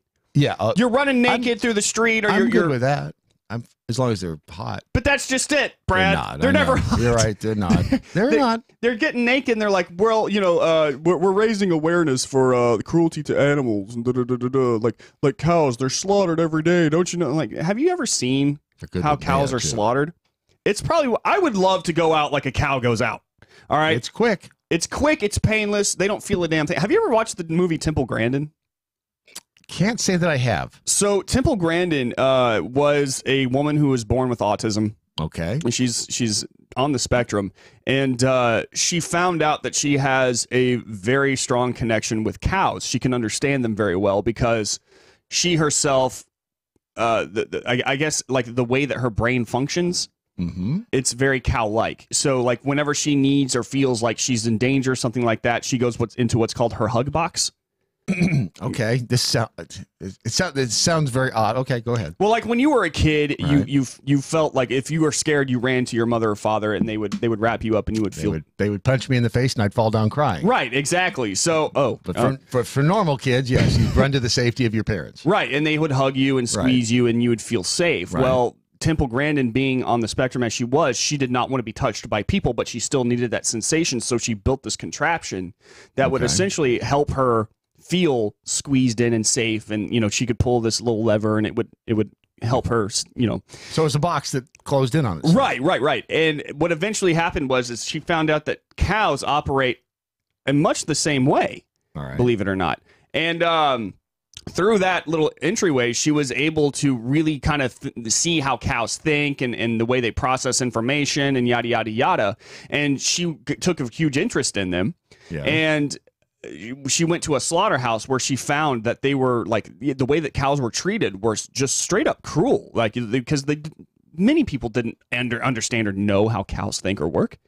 And so she actually, long story short, devised the system of how cows are led to the slaughter, like bathed and led to the slaughter and everything like that. The cows are completely kept calm the entire time. They have no idea what's going on. By the time they get to the part where they're slaughtered, it's like boom, they're gone. It's like turning off the lights. It's a little steel rod that goes ka-doom. Right, and it's just turning off the lights essentially. And some argue though that the cow behind the cow getting whacked is going, oh crap, Bob just got it. They don't see it, but they hear it. No, they don't hear or see anything. That's just it, though. Like this, because it's just turning off the lights. Like they don't make a sound or anything. This is all making me very hungry, by the way. And so, yeah, Temple Grandin, this is a true story, created this system for cows that we still use today. So many protesters who are out there losing their mind about cruelty to cows and stuff like this is the No, it's not, dude. You have no idea how this works. You're lying. Put your clothes back on. Stop gluing yourself to the side of buses. You're an idiot. Cut it out. I say rip his hand off. If he super glues his hand, yeah, just pull it off. No one's going. Next time somebody thinks about super gluing their hand to a window, they won't. Yeah. It's kind of the bear. It's don't feed the bear. Be bear aware. Be bear aware. Be bear aware. Be very aware. Don't feed the bears. And a little cute picture of no. You show the picture of what's left of Bob, part of his abdomen and a finger. Yeah. Bob, pet the bear. This is what's left of Bob. Don't be Bob. Stay away from the bears. And what's sad is we got to kill the bear. Yeah, that's true. But in the case of the guy with the hand on the glass, you leave his what's left of his hand stuck to the glass on the glass, and the next time somebody comes up and is going to protest, you say that's part of the hand of the guy who protested by gluing his hand to the glass last time. Go ahead and glue your hand if you want to. Exactly. Dumbass. And then we have to kill the bus. Right. And we don't want to do that. It's not fair to the bus. Carry a laser slug. Protesters generally only convince me of their absolute stupidity. And that's, to me, is all, yeah, exactly. So they're doing something is what you're saying. And I seriously, protesting to me is actually, like, in many aspects, a useless gesture. If you really want to affect change, do so on the legislative level. Like, go and talk to people, like, write letters, generate campaigns. But if you're just out there marching angrily in the street with a sign that's designed literally to insult people, no one's going to, like the Women's March. Whose mind was changed during the Women's March? Honestly. Because I just read a bunch of signs that insulted me, essentially, talking about how the patriarchy, we're going to bring down the future is female and yada, yada. And I'm like, okay, so now what? I'm supposed to just hop on to your cause? Because it sounds like you hate me. Why do I want to benefit you? You know? Right. Why? This is what I'm talking about.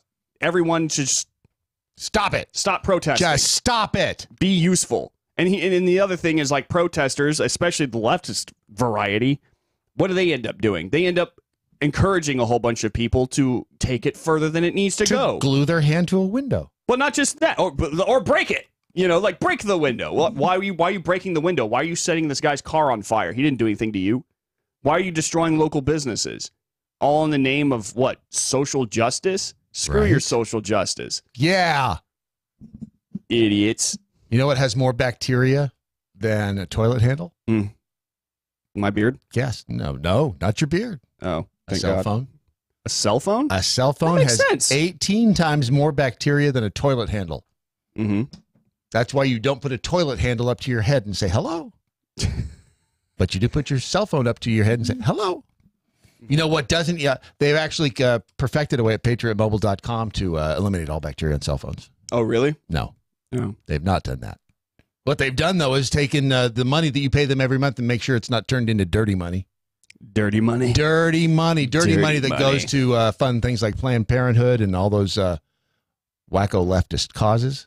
Mm-hmm. Your money, when you pay it to Patriot Mobile, not only gets you cell phone service and great customer service, but it also goes to a portion of it. They take that money, you pay them, and a portion of that ends up going to fund things like the NRA and Empower Texans, Camp Hope, Students for Life of America, Susan B. Anthony list, all kinds of things that are conservative and libertarian in nature. And if you don't want your money to go to things like Planned Parenthood and other wacko, commie, pinko, commie pinko organizations like that, go to patriotmobile.com and join the likes of Dana Lash. She's over there too. You go there, you can either keep your same phone, keep your same number, get a new one, start a whole new life if you want to. Start with your cell phone at patriotmobile.com. Hashtag MAGA with your mobile. Hashtag MAGA with your mobile. See what I did there? I like that. MAGA That's very with your clever, mobile. Brad. Actually, very clever. They came up with it, not me. Oh. By the way, speaking of nasty bacteria, this spoon right here, this is the spoon that caused the nastiness, or some of it, that was in Doc. This is the spoon left on the dashboard of Doc's car. Mm-hmm. This was the spoon that took an industrial strength detergent and high pressure water beam to clean it. That's interesting. Yeah, it's called a dishwasher. But this is the spoon. And Ron, I think we should auction the spoon off. Crap, I dropped it. It's got bacteria on it again. Oh, God. Damn it. Hold on, let me get the spoon. I'm getting the spoon. I got the spoon. I think we should auction it off. How did we start the auction on the other stuff, on the hat? It just somebody just Timmy the pilot just offered. So he just offered. Yeah. All right, so I'm just throwing this out there. If anyone wants to bid on it, just let us know, because this is the spoon that was in the car that caused the roar, that made the stink, that opened the door. Wow! Somebody write that down before I forget it. Damn! It's your Daily Mojo.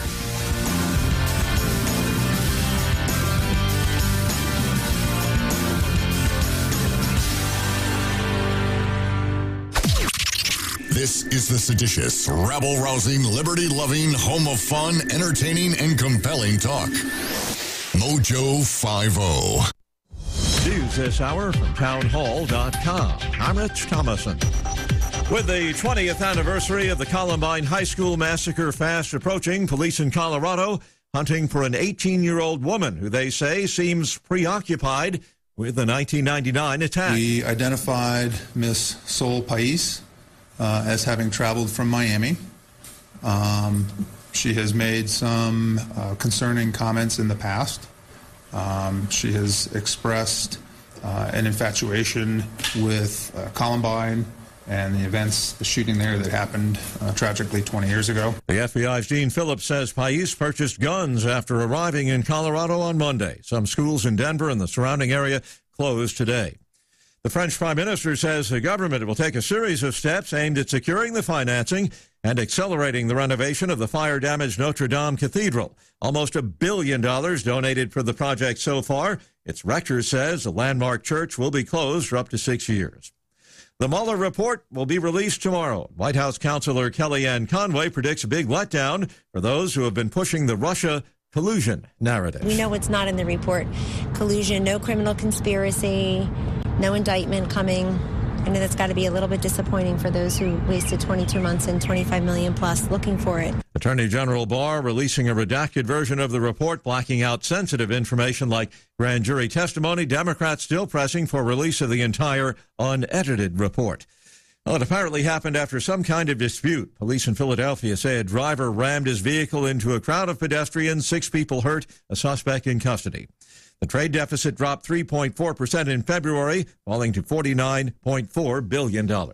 Wall Street, Dow futures up 67 points, NASDAQ futures 40 points higher. More on these stories at townhall.com.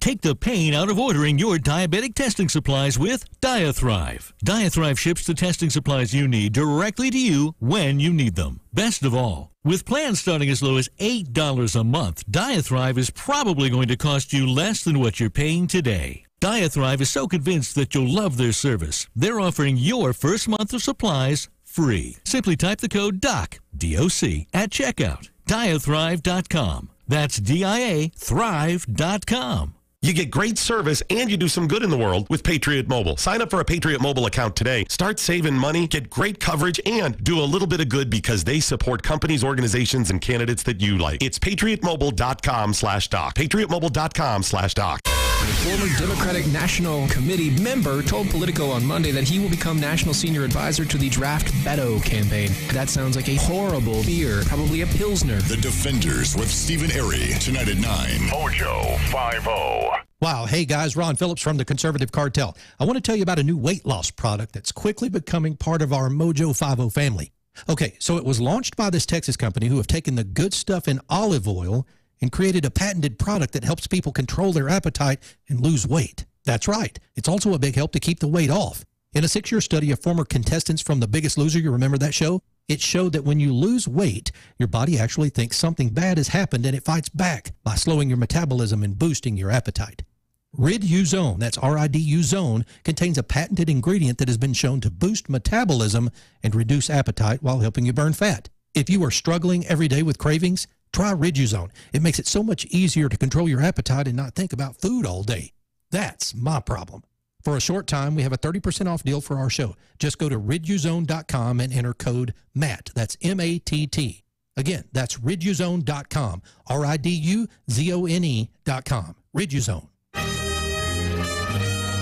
This is the Mojo 50 Institute for the Advanced Application of Freedom. Ya bitches.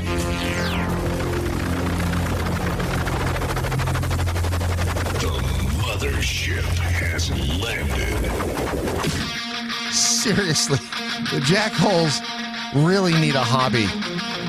Jill Hollis in Seattle just tweeted, beavers are the second largest rodent with unusual features of webbed back feet and a tail that forms a leathery paddle, length 2.6 to 3.3 feet in length, weight 24 to 66 pounds. Muskrat is much smaller wetlands rodent, 16 to 28 inches, and weight of only 1.3 to 4.4 pounds. Somebody's been hanging out on Wikipedia. So beavers are fat. Mm-hmm. With an F. And muskrats are small. And so there you have it. So there's now we know petite beavers and right. fat beavers. Right. And what you really want is kind of the F fat, not PH fat. Yeah, you want the petite beaver right. is what you want.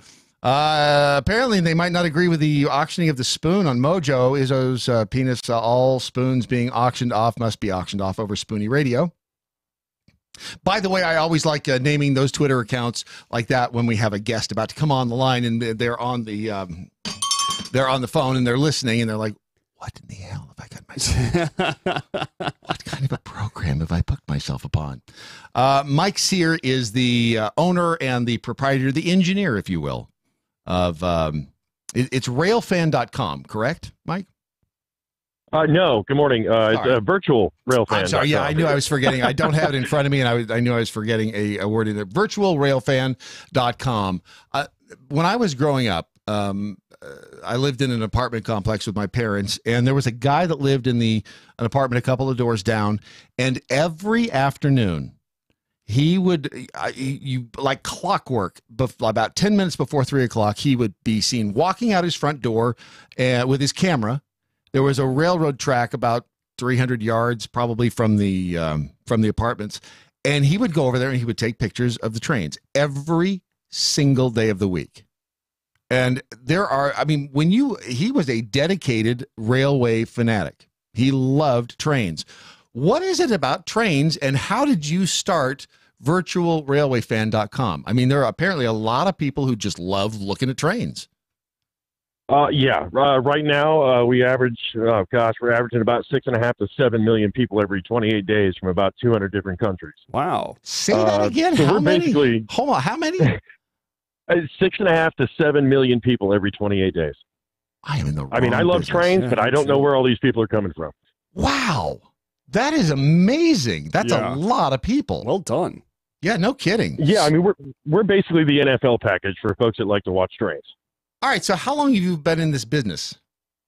We started with one camera down in South Georgia, a little town called Folkestone, about 10 years ago, and not on purpose, really. It was kind of a bunch of folks hanging out watching trains, and somebody said, hey, why isn't there a live camera here so we can watch from home? And I said to my now business partner, I said, we could do this, right? I wish I had known now what I'd known then, because we probably never would have started it, as the technology wasn't with us, and it was very expensive to do what we wanted to do to deliver that end product. But we ultimately figured it out, and now it's completely out of control. Yeah, I'm on your site right now. It is right there. Welcome to Virtual Rail Fan. We bring the trains to you. Is it always the one in LaGrange, Kentucky that's there on the front page? No, we rotate that out on a pretty regular basis. I mean, we've got right now about 57 cameras in, 19 states, 4 countries. Excuse me, you have it in 20 states, not 19. 20. Yeah, this week's been busy. We've been a couple installations happening this week as well. I can give you the numbers if you want. 34 locations, 20 states, 4 countries. That's stunning to me because, okay, so when you watch these cameras, and I've always likened, or I did liken this to NASCAR. You go to a NASCAR event, and one of the dullest things I've ever seen is a NASCAR event in person, because they just and all the cars go by. It's like, when's somebody going to wreck? That is just it's truly. I mean, because otherwise it is just cars going zoom, zoom, zoom, zoom. Why do people watch trains? Is it just watching the trains go by? Is it in hopes of seeing them hit something? Is it what is the reason behind being a rail fan, in your opinion? I don't know. To be honest with you, I think that's kind of hard to explain. I think it's something either you have it or you don't. And, the folks that do have it love to watch. I think what's happened here at Virtual Rail Fan is, once these cameras kind of went up on YouTube, with our there's a live chat basically that accompanies each location, and, communities have been formed. So, some nights you get into some of the chats have 2,000-3,000 people in them, and it's like it's almost like Cheers. So, where you walk in, everybody knows your name. So hang on, wait. You're getting a lot of people coming together in a chat room strictly just to watch trains and to talk about it. Yeah. Absolutely, yeah.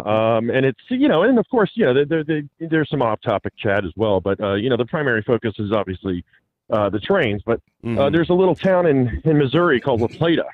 And that, on average, we see over 1 million people a month. And every night, Amtrak Southwest Chief pulls into the station, and about 8:30 Eastern time, and there will be 2,000 to 3,000 people, chatting and watching the train arrive. And what the hell? Okay, what do they say about a train arriving? And this fascinates me because I think trains are neat. Yeah.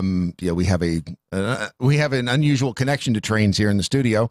But what do they talk about when they're talking about the trains arriving? Yeah. Oh, you name it. It could be, if there's a special car on the train, if there's, certain viewers, now our viewers are purposely buying Amtrak tickets and showing up at our camera locations, waving to the camera, holding up signs, saying hello to their friends and family. But in La Plata, it's they talk about everything. There's a Coke machine. I mean, I couldn't believe I was there a week ago doing another installation for a third camera, and everybody wanted to see the Coke machine, which it sounds kind of crazy, but you've got your regulars there. There's the station masters, Bob and Amy Cox, that work the Amtrak station there, have become famous to the point where Bob now has his own bobblehead doll. Huh. This is something. Hey, Mike, this is Ron Phillips. Listen, here's what we need to do, Brad. We need to change businesses and point our cameras at trains. We need to put tracks in. Yeah. Because if they can get the viewers for train tracks, for trains like we can't get here, I was going to put tracks in. We have that kit right there that we got sent for Suspicious Package Friday. This is ridiculous. But it's train, we can have awesome. a camera on that train set. Mike, I might have caught myself watching it a couple of times. Okay, I will admit, sitting here on your front page, I'm like, I don't know why it's interesting, but it is. It's intriguing. It is intriguing. Okay, and are these attractive people that are doing this, Mike? I mean, they can't. These are not the hot people, right? These have got to be slightly, I don't know, something wrong These are the most beautiful folks ever. Our viewers are just phenomenal. That's what I say about my fans. Perfect answer. At least they're not those. No, seriously, it is a great crowd. I mean, at least they're some not of the those stories furries that we've got are just wild. As long as there's not those furry people into feet and costumes. I mean, they're the weird ones. So there may be a few of those. Okay. So what happens if, like, I don't know, let's say there's a train accident or something, or do you take the camera down? Do you leave it up? What happens? No, these cameras are live streaming 24/7. So you don't censor it out if there's. I mean, if there was a horrible accident. I mean, whatever it is, he would have a revolt on his hands if he took those cameras down. You know that, right? Okay, so that actually, that proves my point. Are we watching this to see how neat a train looks going through the tracks, or are we waiting to see the NASCAR wreck? Well, probably a little bit of both. I mean, there's a town in Virginia, Ashland, Virginia. And we average probably 1 to 2 cars that end up on the tracks a month. Cars have been hit. Luckily, we haven't caught any fatalities, nor do we want to. But if something like that did happen, we do have the ability to pull the feed. Of course, we would pull that footage so that we don't want to put that out there. But like some of the stuff where there's no injuries, just making the wrong turn or not paying attention. I mean, it's kind of wild. They'll get hung up on the tracks, and wow, then the tow trucks come out. I was going to say it turns into like a drama. Is it difficult to get these cameras set up and all the stuff, especially like with the red tape that you probably have to go through with the county or the city? Well, actually, the cities are now calling us because as soon as we put these train cameras up, people start visiting, and they don't hesitate. We did an installation last summer in Russellville, Arkansas. Mm-hmm. We finished up about 3 p.m. An hour and a half later, I got a phone call from the folks there at Main Street, Russellville, and a couple had heard that we were installing a camera, drove 2 hours away to come and check it out. So that was probably the fastest turnaround. But the cities and towns that we work with are calling us all the time, saying, this is great. People are coming to visit. They're spending money. They're eating. They're sleeping. And, of course, watching trains in their town. So have you thought about, like, venturing off into other things, like maybe ports or something like that, like for boats? Oh, yeah. We were getting so many requests for, non-train subjects that we started another company called Stream Time Live, and we basically started streaming goats, and then it moved to boats. Wait, goats? And now we're probably going to do goats? Goats. Absolutely. Like bad. Listen, try explaining this to normal people is very difficult. Yeah, no, I get that. But I completely see that, dude. Goats are cute. Funny? Yeah, I was gonna say, dude, I would sit and watch goats. Bunch for a while. of goats in pajamas, the feigning kind, the feigning goats. That's what I would do. I really like it. Dude, goats are like in now, man. They have goat yoga and stuff. I would totally. Another piece of the Ron Phillips puzzle falls into place. Goats in pajamas. Oh yeah. The goat cam is kind of wild. It's at a goat farm called Goat Milk Stuff in southern Indiana, in Scottsburg. I'm sorry, say that one more time. Basically, it's called what? It's called Goat Milk Stuff. What's this site now? Because Brandon's going to a Goat I'm Milk gonna Stuff. check this out. It's Stream Time Live is the other company. Okay. Screen Time. Stream Time. Stream Time. Yeah. Stream Time Live. Stream Time Live. Try to keep up. And so, but yeah, there's 200 or 300 goats, and twice a day they all line up single file line to go into the milking barn, and then they come back out, and of course they just do goat stuff all day. And then again in the afternoon they line back up, get milked, and off to bed they go. Wow! So people have watched on Stream Time Live alone. They've watched more than 16 years worth of minutes. Wow. Oh yeah, virtual railfan.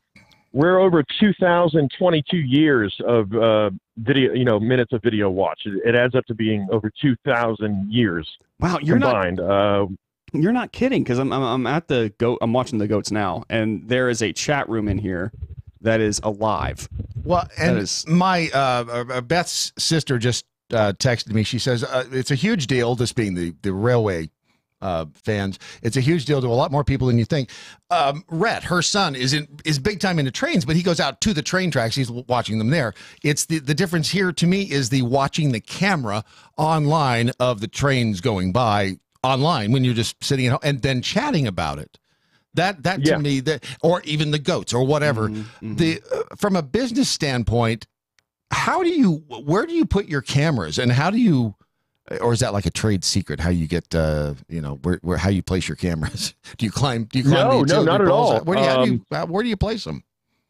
Well, we're looking for volume. Obviously, we're looking for, places that have, 40 more trains a day, obviously, because, what we do is very expensive to do one of these installations. So, right. We want to make sure we're delivering viewers that, they're not just sitting there waiting forever. We want high volume. Do you go to a local business and say, can we mount this on your wall? Do you contact the local utility? Do you contact the railroad? I mean, where do you physically put the cameras once you've decided, okay, this is a great place to see a bunch of trains every day? Where are we going to mount the camera? How do you go through that process? Well, we're basically looking for a place that can benefit from the viewers. I could stick cameras in people's backyards, but at the end of the day, we discovered pretty early on that half of what we do is want to watch trains, but the other half is a huge impact on the communities that they go into. Because, like I said, people show up, they visit, they eat, they sleep. Because at this point, it's almost we're looking for the benefit there. Yeah, at this point, it's almost kind of like a tourist attraction. Like, hey, check out this really neat part of the city that you yourself could see if you want to. And people, when they see something distant and they really like it, they want to go and see it for themselves. So yeah, I mean, I can see how this would actually help improve tourism in any given town, really. And I think that's pretty cool. And for the money spent, I mean, you can take out print ads and spend tens of thousands of dollars. I mean, for roughly $5,000-6,000, you can reach 6.5-7 million people every 28 days and engage with them live. And especially if you're like a railroad related company, I mean, it's basically shooting fish in a barrel. It's so funny how this, it's a simple idea, but it's so amazingly profitable. I'm strangely mesmerized by this camera on the homepage, and I can't figure out why. Right now there's no trains in it. It's just it's an intersection with trucks going through and cars, and there's a train there comes right down the middle of the street. Yeah, it does. And from top of the screen to the bottom, and I guess the majority of time on this camera there is no train. I think that location probably sees about 20 to 25 a day, but the other attraction there, obviously, when there's no trains coming, is people watching. Yeah, they love to just watch. Yeah, because I love people watching. Watching. That's a pretty interesting intersection as well. This is so fascinating to me. It's and there goes a school bus. So you see, your numbers are growing every day. How many people did you say that was 6 or 7 million over a 28-day period? Is that what you said? Yeah, that seems to be about the average now, but it's always creeping up. So, I mean, next month it could be 8 million. I mean, I don't know. This thing hasn't plateaued yet. It just keeps going and getting bigger. A semi just stopped on the tracks. No, it's going again. Damn it. Sorry, Brad. There it goes. Sorry, Brad. It's not. I mean, we've got 14 locations on YouTube now, so that's probably, if you really want to check it out. So that's how you suck everybody in. You give them the free stuff on YouTube, and then it's hey, you want to see the good stuff? It's over here. I gotcha. Yeah. This is we offer lots of membership options. You can watch multiple cams at the same time, choose the ones you want to watch. We're about to roll out a DVR system where if you miss something, you can go back on any one of our cameras for 10 days and watch. You could be there for a week watching 57 cameras at this point. This is genius. This is phenomenal. I mean, this is almost like, I used to I didn't do video obviously, but I used to rebroadcast our local airport's ATC for a company called ATC Live. And and you could go on and listen to any airport around the country that had a feed going to it to the pilots talking back and forth to the tower.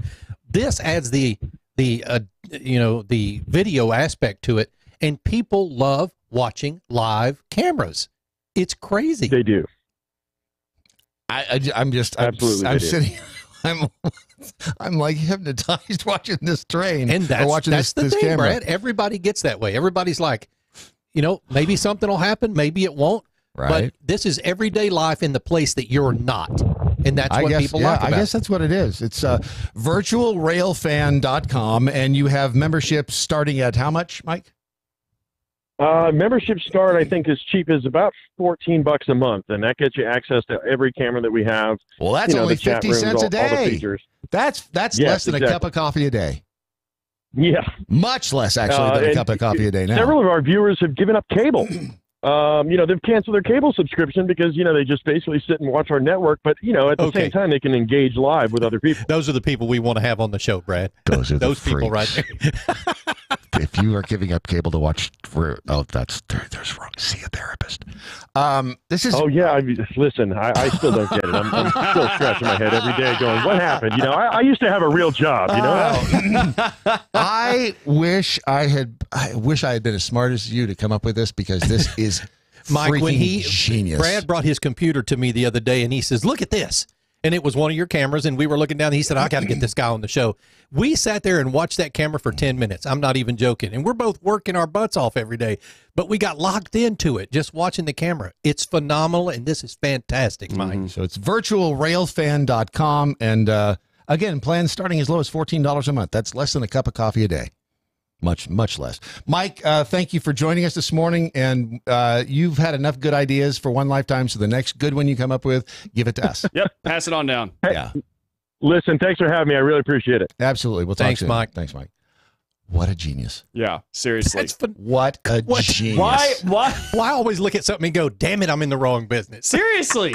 And you know what? It's always the funny part that this is like a simple idea. It really is a very simple idea, and why didn't I think of that? This is But this would be one of those things that I never would have thought would have been that big of a deal. And the goat cam? I sat there and I watched the goats for literally 3 minutes. They weren't even doing anything. I was just in like, wow, this is interesting. These goats don't even know I'm watching. It's like, fully loaded high caliber kitty, hey Techru, and the rest of them. How about a furry murder mystery train fan con? What? Well, you see, combine. So what we got to do is we got to figure out how to combine the furries and the goats and the trains and the magic geeks. Exactly. I mean, having MojoCon on a train would actually be really. Which one of you questioned my goats in pajamas a while ago? I didn't question it. It just revealed a little bit more about you. That's all. No. Oh, look, Ron put a camera back on himself. Oh, isn't that sweet? I did. You plugged I got lonely in here. Plugged his spotlight back in too. He's like, this is now the Ron show. We never unplugged it, Brad. Goats. They don't know that. We never unplugged. They don't know that. No, I mean goats in pajamas. The little baby goats in pajamas. They're the cutest thing. They really are. There are people who actually do goat yoga. Have you seen this? Oh yeah, definitely. And goats jumping all over them while they're doing yoga poses. I don't know why. I haven't researched anything as to why people do goat yoga. They're freaks. Other than the fact That's why they're freaks. That's cute. Rachel Bonilla, you remember her? Who can forget Rachel? I love Rachel. Rachel Bonilla, she does goat yoga. Apparently, it's very relaxing. Oh my! I would pay good money to see that. And then the feigning goats are my favorite. Money. The feigning goats. I go out to YouTube and just watch those. They just fall over. They just go. That would be worth the $14 a month. This is amazing that you. It's got to be for the what's going to happen when the train comes through town. There's a car on the track. It's got to be. I mean, but then it is I guess different strokes for different folks and all that. It's just there. It must be the size of it. You can get. There's nothing else in the world of transport. I mean, you can't get this close to an airplane. Yeah. On a daily basis, you can't. Which now Doc knows. Yeah. I mean, this is a huge. I mean, a train is so much more massive than an airplane. Yeah. Much more. It's got much more mass to it. It's traveling. I mean, at high rates of speed. Obviously, you can get right up next to it. Yeah. You can't do that with airplanes. Right. But I mean, it still would be cool to see an air, because like, what do you do whenever you're at an airport? You watch the planes. Take off and leave and do all this stuff because it's very interesting to watch. If he set up one at an airport, he would also. If he's still listening. Oh, there's your idea, bro. He's already thought of this. More airport. You used to be able to park right there next to a runway and watch. You used to be able to, but you can't do that anymore. No. You used to be able to go to the airport. He'd have a little bit harder time setting one up near an airport than he would a train station, but he could do it. That's only because no one's attacked a train. Well, and a lot of times it's because the property you have to put the camera on that gets close enough to see the planes taking off is the property of the airport. So we could do a gun box cam. We could do a gun box cam. Gun box cam. Just actually, you never know when the gun's going to come out of the box. Brad is the Segway master. I'm telling you. If you've had, and I guarantee you that the gun box is not long for. It's not going to be long before there is a cam on the gun box. Think about that. You can already, if you go to thegunbox.com, you can already get the. Not only is it stylish, but it's safe, which is obviously more important. Being safe, of course. You can get an alert if somebody moves it. So what happens if you get the alert and then the camera goes bloop and comes on and you can see who's moving it? Yeah. Tell me they haven't thought of that. Tell me they haven't thought of that at the gun box, because if they haven't now, I've got an idea to sell them quick. Ron, patent the gun box camera. No, you know what I'm going to do, Brad? I'm going to set up a stream, a 24/7 stream. At your age, that's tough. Of our studio, yes, with a camera that people can move themselves. Gee, just like what I told you we should do about 6 months ago. Well, I mean, not camera. that idea. The camera's already in here. I use it as a security camera now. But they can move it themselves. Yes. They can take it over for 30 seconds at a time. Then they'll see what we do in secret behind the glass. They don't want to see that. That's true. Oh, that one thing that Doc you do wanted us to put one out in the hallway here. Yes. Yeah, I remember that. Yeah. That streams 24/7, so we could all make idiots of ourselves in front of the camera. We don't need cameras for that. Don't. That way everybody will know. Nope. When we use the restroom. It's the whole that's important. Make them wonder or open your mouth and prove that you're an idiot. Thegunbox.com is where you'll find the gun box, which is really kind of talk about serendipitous that they would have the website, the gun box, and when you go there, you find the gun box. I'm just saying, it's these little, these little coinkydinks in life that make you realize that there is a higher power. Thegunbox.com. You didn't get to rant. You want to rant next? Yeah, I can rant. All right, I can do a little rant. We'll do that. It's your Daily Mojo, and it continues with trains. High capacity, fully automatic, large caliber, freedom. Mojo 50. Uncle Sam now has your money, and if projections hold true, the federal government will take in $3.5 trillion in total tax revenue for the 2018 tax year. As I've noted more than once, it's going to come up $1 trillion short of the revenue needed, and that's something that even Vox.com had to admit was true. Only to then, of course, turn around and tell us it's the evil rich people, their hidden wealth offshore, and those baby boomers tapping into Social Security as the revenue problem. It couldn't be possible there's a massive spending problem for the federal government either. But I digress. I can't believe this, but Vox also managed to tell another truth, and that truth is millions of Americans are not paying their taxes. IRS data for 2017 notes that 14 million Americans had not paid their taxes, and combined they owed a whopping $131 billion. Yes, I said billion with a B. As always, if you're doing the mental math, that's 13% of the $1 trillion deficit left this fiscal year. Not a bad chunk of change to go after. And let's put it in perspective. For every 30 taxpayers who do file, there's another person or business who does not. The last part is the most important because employers appear to be the biggest culprit in the missing revenue for the feds. According to a report by the Inspector General for the Tax Administration in 2017, around 6.9 million employers had not turned in payroll taxes, and there were over $7 billion in fines issued. Not having that money is a big deal because payroll taxes make up about 38% of the total tax revenue for the feds, and skipping out on paying them is a felony offense. So you'd think the feds would take this problem seriously. Instead, there are less than 100 criminal prosecutions every year. Considering the politicians aren't interested in cutting the budget, is it any surprise they're equally disinterested in going after tax cheats? I'm Andrew Coppins, and this has been By the Numbers. You can follow me on all the socials at The Coppins Show. By the Numbers with Andrew Coppins is powered by TarRiverArms.com. They've revolutionized online firearm sales with high-resolution pictures, 3D imaging, and the best prices. How much will you save? Find out at TarRiverArms.com. That's TarRiverArms.com. The Daily Mojo. Hold on, what's rage yoga? Rage yoga? Jackal Angry Beaver, why do goat yoga when you can do rage yoga? Is that an actual thing? She actually gave me a page here. Oh, It's Distractify. on Twitter. Oh, it's Rage. Rage Yoga involves swearing and booze breaks. I'm in. Oh, okay. I wonder if Deja does this over at La Spa Fit. So it's basically you doing what you do when you're drunk and angry. Yes. Without texting. Or maybe you can text too. Maybe you can. I don't know. But that's kind of what it sounds like to me. It's like, you get drunk, you stumble around, you wind up in like really weird positions that after you fall and you're like, fudge. Only I didn't say fudge. Only fudge isn't what comes out. Tech Roo is found floating. Tech Roo says, you mean the one where real Brad Staggs is found floating face down in the Mojo River and we have to figure out which furry did it after that odd furry costume foot fetish reference of his? Look, I admitted I went to magic meetings, so bite me, Tech Roo. Yeah. You can have your furries. Tech I'll Roo. have my magic geeks. Everyone's got their weird thing. And I have that one weird thing that I haven't told anybody about. Except for me. I know Except what it for is. Brandon. It's that. I know what it is. With this little finger. Trust me. And it's only because it's an me. eighth of an inch shorter than the other one. You know I love you. Shut up. All right, so you didn't get to rant because we were fascinated with trains. I am still fascinated with trains, to be honest with you. It is strangely. How do you come up with that idea? You know what I'm going to do, Brad? You know what I'm going to do? I'm going to attach a camera to a pole that looks at a train track. Wait a minute. Oh, I know where you're going. Yes, you do. I already know where you're going. Yes, you do. I already know where you're going. You said pole and camera. Stripper pole, camera at the top. That's where I was going. Where were you going? That's exactly where I was going. I mean, seriously, that's not a bad idea. All right. I'll work on that while you're in all seriousness, yes. The girls who can expertly dance on a pole.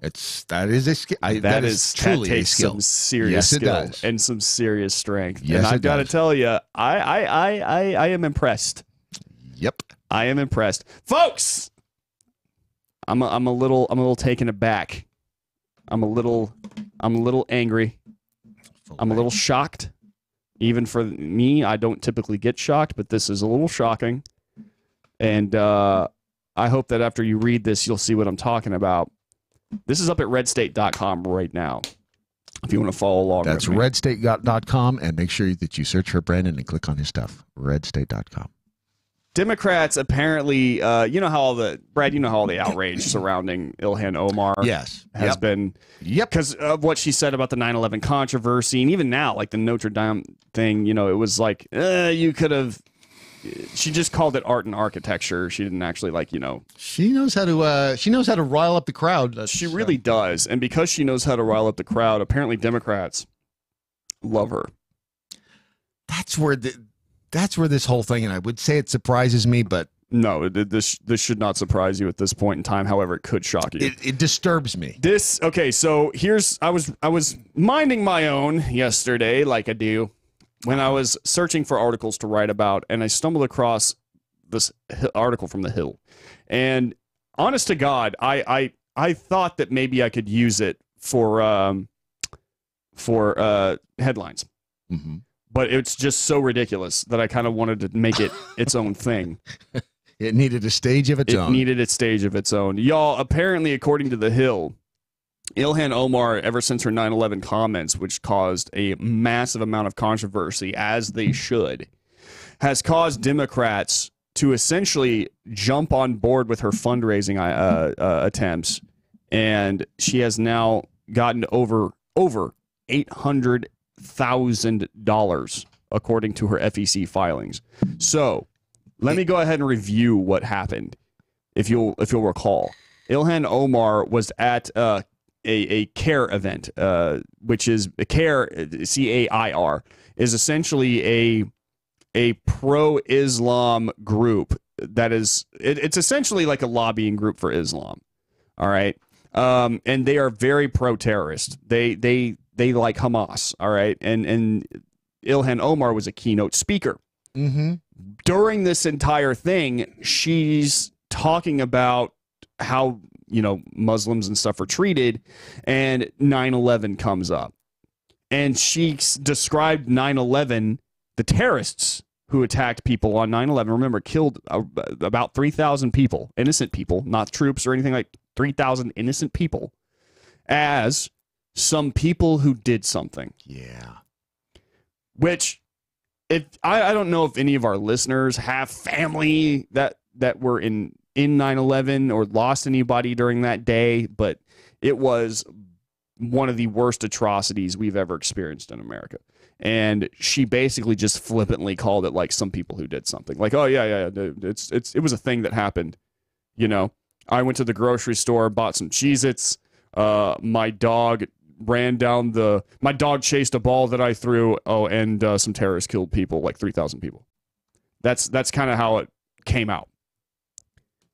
Democrats, after she came under fire, by the way, by everyone from rando Twitter user with 25 followers to Donald Trump himself, jumped on Ilhan Omar. The New York Post probably had my favorite response because they took out a full front page article and basically just lambasting her. You know, they actually posted a picture of the 9/11 scene with the burning towers and stuff and said, here's your something, you know.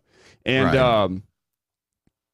Because of all of this, all of the controversy that she's raised, everything that she said, all the defense that's been brought to her by Democrats like Alexandria Ocasio-Cortez, Bring. Oops, hold on.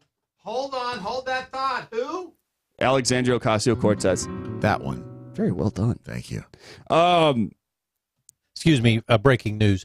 Tom just texted me. He said, check out the rail cameras. They just caught a car train crash somewhere. You shouldn't be. Did they really? Wow. Sorry, Brandon. Go ahead. Did they really? Is it really? How? Okay, but that one's not. How do you get to the? I feel like you just left us with like. Yeah. How do you get to it? How do you know which one it is? Damn it. Tom's texting it now. Gee, thanks. She has, in a Federal Election Commission filing released Monday, Omar's campaign reported a massive haul of almost $827,000, reflecting a jump in individual contributions that eclipsed her total of approximately $41,000 from the last fundraising cycle. Omar's office did not immediately return a request for comment from the Hill. Politico noted that about half of her donations, $415,000 of it, came from contributions under $200, while about $631,000 came from donors using the Act Blue online platform. The Ashland camera, Brad. Ashland, sorry. Okay, so first of all, the people, even after she spewed this rhetoric, people were donating to her. And not just like a little bit. You have to understand that this isn't a small amount by any means. Like, because other incumbent Democrats right now, this is not a lie. Other incumbent Democrats aren't even coming close to raising what she is. Not even close. She is blowing them all away. There's a bell, sorry. So this is not surprising. It is, however, disturbing to think that with, even after she said that there is a segment of the population of the Democrat Party, of the progressive left, that will continue to feed her money to further that cause. Yeah. This to me is I'm sorry, this is showing their true colors. Like the Democrats, here's the thing. I don't want to blame every Democrat for chipping in here, but the fact that she is currently outraising a lot of other Democrats in blue districts after saying what she said about 9/11 is insanity to me. This is absolutely asinine that Democrats are jumping on board and giving her all of this money because quite literally she downplayed 9/11, one of the worst atrocities to befall America, and then she was roundly criticized for it. Apparently, for Democrats, that's cause to jump to her aid with as much fundraising as possible. This woman, ever since she has gotten into office, has been nothing but an anti-Semite, a liar. Okay, she has insulted people left and right who didn't deserve it. She's accused the U.S. government of being a puppet to Israel and all of this nonsense. And the Democrats are like, you know what? We need to give her a ton of money. She's been very successful and effective. Yes. And that's the disturbing part. The problem is, like, but I mean, like, look what happens every time something happens with her. She does something absolutely stupid and gets called out for it, and gets roundly criticized for it. You can't attack the Muslim that she is in that way. Exactly. You get called a racist. You get called a hater. You get called a Muslim. It turns out they just turn it around on you. Exactly. When you call it like you see it. Yeah. I mean, that's the whole thing where, after 9/11 that Muslims were second-class citizens. Mm-hmm. I am not aware of how or when that happened. Mm-hmm. It's your protected class at this point. Yeah. I'm taken aback. I'm taken aback by how much this is either one of two things. Either the Democrats are donating to her out of spite because Donald Trump jumped in. And you'll remember that he posted this video of her saying these things alongside footage from 9/11, tweeting, "We will never forget." Right. And maybe that's what Democrats are reacting to. They're just trying to spite Trump. But even if you're just trying to spite Trump, what you've done is you've spited Trump. You've spit in his face in defense of someone who literally just kind of brushed off the fact that 3,000 innocent people were killed in a terrorist attack. You're brushing off the fact that this woman has been absolutely nothing but anti-Semitic since she got into office. Okay? This woman will not answer questions about why, quite literally will run away if you try to ask her about her participation in the BDS movement. The anti-Israel what is it? Something bans sanctions movement. You would do that to me. I would do that to you. It's a BDS movement. It's an anti-Israel movement that basically says no business done with Israel. You're talking about the boycott, divestment, and sanctions movement. Yes. Thank you. Yeah, she's all about it. And we're sitting here like listening to her say all these things. She's proven that she's not very intelligent. She's kind of an idiot. This is the same woman who will quite literally accuse Republicans of spreading misinformation because they called her out for a lie that she said. Yeah, because we are the ones who like screenshotted a tweet that she sent and disseminated it amongst the population. We're the ones spreading misinformation. This is the kind of person that she is. Right? Again, and the Democrats, she's very effective. Yeah. She's very effective, and she's doing her job quite well. Yeah. And it's because of political correctness that she's being so successful. For sure. Absolutely.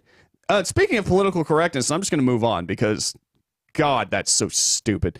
I'm going to move on to another thing. This is also at redstate.com surrounding political correctness, written by me. You remember Monty Python, Brad? I love Monty Python. So Monty Python is one of my all-time favorite comedy groups. I think that, seriously, they are absolute legends. I miss them. I wish that their comedy could come back because honest to God, I don't think that we're ever going to see their like again. Not in this environment. No, not in this environment. No. There were no sacred cows. Exactly. And that I appreciate that. I think here's the thing. Attacking a sacred cow is absolutely necessary in our society because it keeps one group from becoming too powerful. Yes, it keeps them from becoming sacred cows. Exactly, like unquestionable. Everything they say goes. Yep. And the left loves to create sacred cows. Yes, they do. Absolutely. There are just some people you cannot criticize. Try to criticize anyone in the transgender movement right now, an activist or anything like that. Trust me, they'll find you. But they recently started targeting Monty Python, the social justice. What could Monty Python have possibly done? They were white. They made the mortal sin of being white. Yeah. So one of the primary targets of social justice advocates is comedy. Obviously, political correctness has made telling jokes to be a risky affair. Yeah, you can't be the straight guy anymore. Exactly. You can't. That was one of the rules. You can't be the straight guy. You have to be the voice of reason. What's funny, though, is like you can't even being straight right now, Brad. Right, yes, I know. But like recently, the BBC's controller of comedy commissioning, which makes that just sound amazingly not at all comedy. The what? Quite. This is a position at the BBC. Controller of comedy commissioning. It's right next door to the Ministry of Silly Walks. Does that not sound like a Monty Python skit? The controller of comedy commissioning. Wow. So there's a guy so British. The guy who runs it, he is the commissioner, is Shane Allen at the BBC, and he's boasting about how he's created this. What'd you say his name was? Shame. That's his name? Okay. Shit, that's very making good. Sure. Thank you. Brad, I think you stumbled upon a great meme here. Oh, by the way, memes are banned in the UK. So are knives. Boasted about how his diverse comedy lineup on television is becoming, and he took a swipe at Monty Python in the process. So he's like, yeah, my diverse comedy line, it's so diverse, everyone's represented, and that's really what the focus is. It's representation. Isn't the purpose of comedy to be comedic? I know comedy. Get out of the way. Let me show you how to do comedy. Yeah. I know what funny is. Because like at this point in time, social justice comedy is quite literally like a Mexican person, a black person, and a person of non-identifying genders, or fluid gender, walked into a bar. Okay, what's the punchline? There isn't one because these people aren't punchlines. Yay. He said, if you're going to assemble a team now, it's not going to be 6 Oxbridge white blokes. It's going to be a diverse range of people who reflect the modern world, said Allen. Now, this got back to Monty Python actor Terry Gilliam, who was recently being interviewed for a press conference at Karlovy Vary Film Festival. Apparently, he's created a film called The Man Who Killed Don Quixote. Yes, that actually a fascinating story behind that movie. Oh, really? Yes. There's a documentary on it. It has been going on for so long. Oh, really? Oh, yes, you need to watch that. Okay, I need to. According to The Guardian, Gilliam expressed sadness over the fact that comedy has become so politically correct that you can't even be an all-white comedy troupe anymore, and declared that he's declared himself as a black lesbian. Half of them played women. Yes! And they even made fun of that moment. Remember Life of Brian? He's like, I want to be a woman. You can't be a woman! And he's... and that's where they went wrong. Yep. You can't be a woman. Speaking at a press, this is the BBC. Speaking at the Guardian. I'm sorry. Speaking at a press conference at the Karlovy Vary Film Festival, where he was presenting his new film, The Man Who Killed Don Quixote, Gilliam said, "It made me cry. The idea that no longer 6 white Oxbridge men can make a comedy show. Now we need one of this, one of that. Everybody represented. This is bullshit. I no longer want to be a white male. I don't want to be blamed for everything wrong in the world. I tell the world now I'm a black lesbian. My name is Loretta, and I'm a BLT, black lesbian in transition." He added, "Alan's statement made me so angry. All of us so angry. Comedy is not assembled. It's not like putting together a boy band where you put together one of this, one of that, everyone is represented." And he's 100% correct. John Cleese also jumped in. John Cleese heard it and he goes, "BBC's head of comedy puts Monty Python's lack of originality down to a surfeit of education and racist bias. Unfair. We were remarkably diverse for our time. We had 3 grammar school boys. One was a poof." And Gilliam, though not actually black, was a Yank, and no slave owners. Wow. Yeah. Gilliam added, "I felt the British were very good at laughing at themselves. The Americans are better at laughing at other people." Gilliam told the Journal, "I still think it's pretty true, but it's changing. We still now, kicked your ass in the war." That's right, dude. But it's changing because now we can't laugh at anybody because it causes offenses. At the heart of the perpetual offense phenomenon," he said, "is ego. There's a kind of egotism out here." Okay. That they were making fun of me. He said, "Never heard of you. I'm making fun of an idea." And I'm sorry, dude. When you're look, I feel like the social justice warriors, who are, by the way, smaller in number but louder in voice, boy, are they, have made it almost impossible to make a joke nowadays. Oh, it's not almost. It just is. You can't say anything without becoming this like public enemy number one. There is no such thing as comedy anymore. You cannot laugh. There's no laughing. All right? Everything has to be so serious and taken, like everything is a sacred cow. Yes. You know, God forbid that you make a joke about like a transgender. Remember when Steven Crowder, he actually sent one of his guys in to a transgender meetup or whatever, and you know, they were like, well, we can identify as whatever we want to, so we're going to identify as a computer. And they sent him in and they told him what to say. And like he would say, defend his position. Like, I am a computer. A Mac or a PC? I don't think that was covered. Oh, okay. I remember because he went into one of the tents. Yeah. And they kicked him out, and didn't they kick him off YouTube for a while? Yeah, they kicked him off YouTube. They kicked him off Twitter for a while. They suspended him. How dare you identify as a computer? And so, yeah, but I mean, like, that's just it. Like, you cannot make a joke about anything nowadays.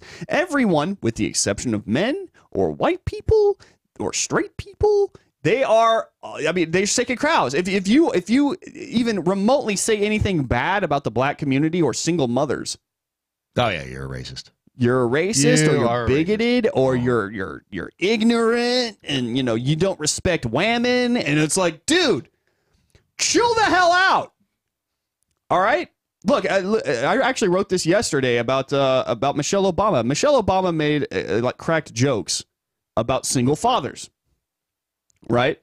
Talking about how life under Donald Trump is just like living with a recently divorced dad. Single fathers are not nearly as hot as single moms on a poll, by the way. Thank you for that. that was the first thing I thought of. At least not to me. I'm sure some they are, but anyway. The camera coming soon. Go ahead. Yeah, we're gonna put that camera up and make some serious money. Yes. But I mean, like, she was like, yeah, it's like, you know, it's fun at first, but then you get really sick. And then, like, you know, she was with Stephen Colbert, and Stephen Colbert made some degrading comments about single fathers. Now, here's the thing. Single fathers, you know, I get the stereotype. She was being comedic, but I wrote it like I was legitimately outraged. Because I wanted people to respond to it from the left. Yes. And I wanted them to be like, oh, well, we can say this and yada, yada, yada. Yeah, but what if I were to say the same thing about single mothers? All right, so so go to Red State. Tweet out a link to that article. We'll retweet it, and then share it in a place on like your Facebook page. Yeah, and just see what happens. Yeah, see what happens. It's just let's do a little trolling and see what. Let's do a little trolling. See what kind of trolls we catch. Yeah, because if you're trolling, you're like for fishing, right? If you're for sure. Yeah, for sure. We'll see what trolls we catch. So tweet that out, and we'll. But I feel like, I mean, the Monty Python guys are 100% accurate here. Of course they are. Is this not like they just and. I saw, and I wish that actors and comedians wouldn't do this, just stay out of politics so they wouldn't drive out half your audience. But I saw John Cleese say something political. It's been a while. I was like, oh, dude. I got like 3 words in. I was like, nope, not going to read it. Yeah. Don't want to know. Yeah. Don't want to know. Yeah. Maybe this will woke them a little to the realities of modern day idiocy. What the interesting thing about because John Cleese is a leftist for all intents and purposes. Right. He really is. But I do notice that a lot of leftists are reaching out and like Jerry Seinfeld, for instance. Mm-hmm. Jerry Seinfeld, he's like, I don't play colleges anymore. It's too dangerous. Right, yeah, you can't tell any jokes. You can't tell any jokes there. One comedian actually made the mistake of agreeing to tell jokes at a college and stuff like that. And he got in trouble for it. For telling jokes. You can't tell jokes nowadays. And this is sad because you know what? We need comedy. Comedy is the great equalizer in society. It also helps us take the edge off. Because life is hard. Life is hard enough as it is. We don't need all this nonsense that's floating around anyway. We need to have some way to relax and like not take life so seriously. Because if you take life too seriously, you become freaking miserable. Yes, you do. And social justice warriors are miserable people. They want us to be just as miserable as them. And that's why they do this, I think. Don't be miserable. Go to the Rich Solution. That's right. If you don't want to be miserable, you can find the cure for miserability. That's a good word. Is that a word? Miserability. I like that. I like it. TheRichSolution.com is where you'll find Glenn Rich and the entire cast of characters, including Crazy Wacky Adam. I love him. He's the patriarch. Yeah. He's the person. He pulls the strings. Actually, are you kidding? Gwen pulls his strings. Gwen has an incredible story, and they have some incredible supplements at TheRichSolution.com. It's also where you can go to find out about the Doc Thompson Healthy Lifestyle Challenge and on their Facebook page as well. on the Rich Solutions Facebook page. If you are the supplement sort, if you are looking for more energy, if you're looking for a little more well-being in your life, the Rich Solution is your pot of gold at the end of the rainbow. It's a pot of gold. It's your little, you'll even find a couple of little leprechauns there. Wee little men wearing, wee little people. Because, a leprechaun could be a woman, right? Exactly. You don't want to assume it's gender. I dodged that bullet, didn't I? TheRichSolution.com. And see, normally right now I'd look over and I'd see Ron, the guy behind the glass, and I'd point at him and he'd push the button and say, "What do you mean it's last call?" What do you mean it's last call? But he's obviously busy over there and can't push the button that says, "Hey, what do you mean it's last call?" Well, let me take this opportunity to say that if you learned anything today, go to the MeWe chat room right now. That is what I learned today, where you can actually... what I learned on Mojo 50 and tell us what you learned today. Hey, look, he's back. What do you mean it's last call? What do you mean it's last call? What do you mean it's last call? Wow. Sleeping on the job. Just over like there. we did in rehearsal. Got a little business going on. Oh, sure. What could be more important than what's on? Hey, that's it, ladies and gentlemen. The end of Doc Thompson's Daily Mojo. But before we go, as always, let's find out what we learned today. We learned that Jar Jar Binks is the dirty horse slut of Star Wars. That's a good. That's the way to put it. That really is. I'm just going to do it in double time. You can slow it down when you listen back. We learned that Brandon might be into snuff porn. We learned that Ron enjoys a big pickle when his wife is out of town. The Brandon Morse, what, if anything, did you learn today? I learned that... double time. I learned that my beard can cure diseases. Yeah. Wow. I don't want to know the disease your beard can cure. Oh, all of them. All of them. Rye Bread said satire and mockery are great equalizers. Also guns. Right? Mm-hmm. Yeah, which would they prefer, actually? Can we just tell jokes, or do we have to... Sure. Jose Ramirez says, what I learned today, Doc Thompson attacked a train. He lost. Yeah. Yeah, he did do that. Real Ron Phillips, what, if anything, did you learn today? Brother, I learned that the contest that I'm currently winning right now, all those people are going to be pissed if I win that contest. Because you're actually going to wear it. I am not going to wear it, but even if I did, it would ruin their entire day. That's what I learned. $1,000. Would you wear it for $1,000? Negative. $100,000. Yes. There you go. We found there's a middle ground somewhere in there. We always know what it is. I'm sorry to interrupt there. Ragtime Millionaire Gravel said, I've learned that when cooking dogs on boats, very rare is always an option. Doc pulled a skip, said the size doesn't matter to Ron Phillips. He likes his pickles in all shapes and sizes. Right? He's learned from he's learned from the politically correct crowd. You cannot choose size. He's not a size queen. No, not at all. Not at all. Not even a little bit or a large bit. Yeah. Let's see. Richmond Joe said, unlike previous presidents, Bernie will not experience the accelerated aging. Instead, the force of the left side will simply morph his outer appearance to match his dark soul. How many times have I said that just this morning? I mean, you say it all the time, actually. Which is weird because it takes me a while to get it out of my mouth, too. Thank you. The bell count for today's show, according to Leprechaun, 420, 35 missing innuendo bells, 25 actual bells, and 2 horns. Exactly. And don't forget Suspicious Package Friday coming up. Friday. You just look up our address and you can send us stuff there. Suspicious Package Friday. In the meantime, we will get to those new numbers on procrastination as soon as Doc Thompson returns from that vacation. Has anybody heard from him? Nope. He hasn't called me. Not even a postcard. Your Daily Mojo, Ron Phillips production, wherever you go, whatever you do.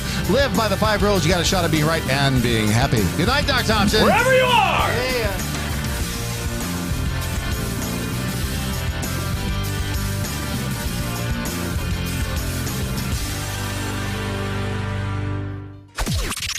This is the seditious, rabble-rousing, liberty-loving home of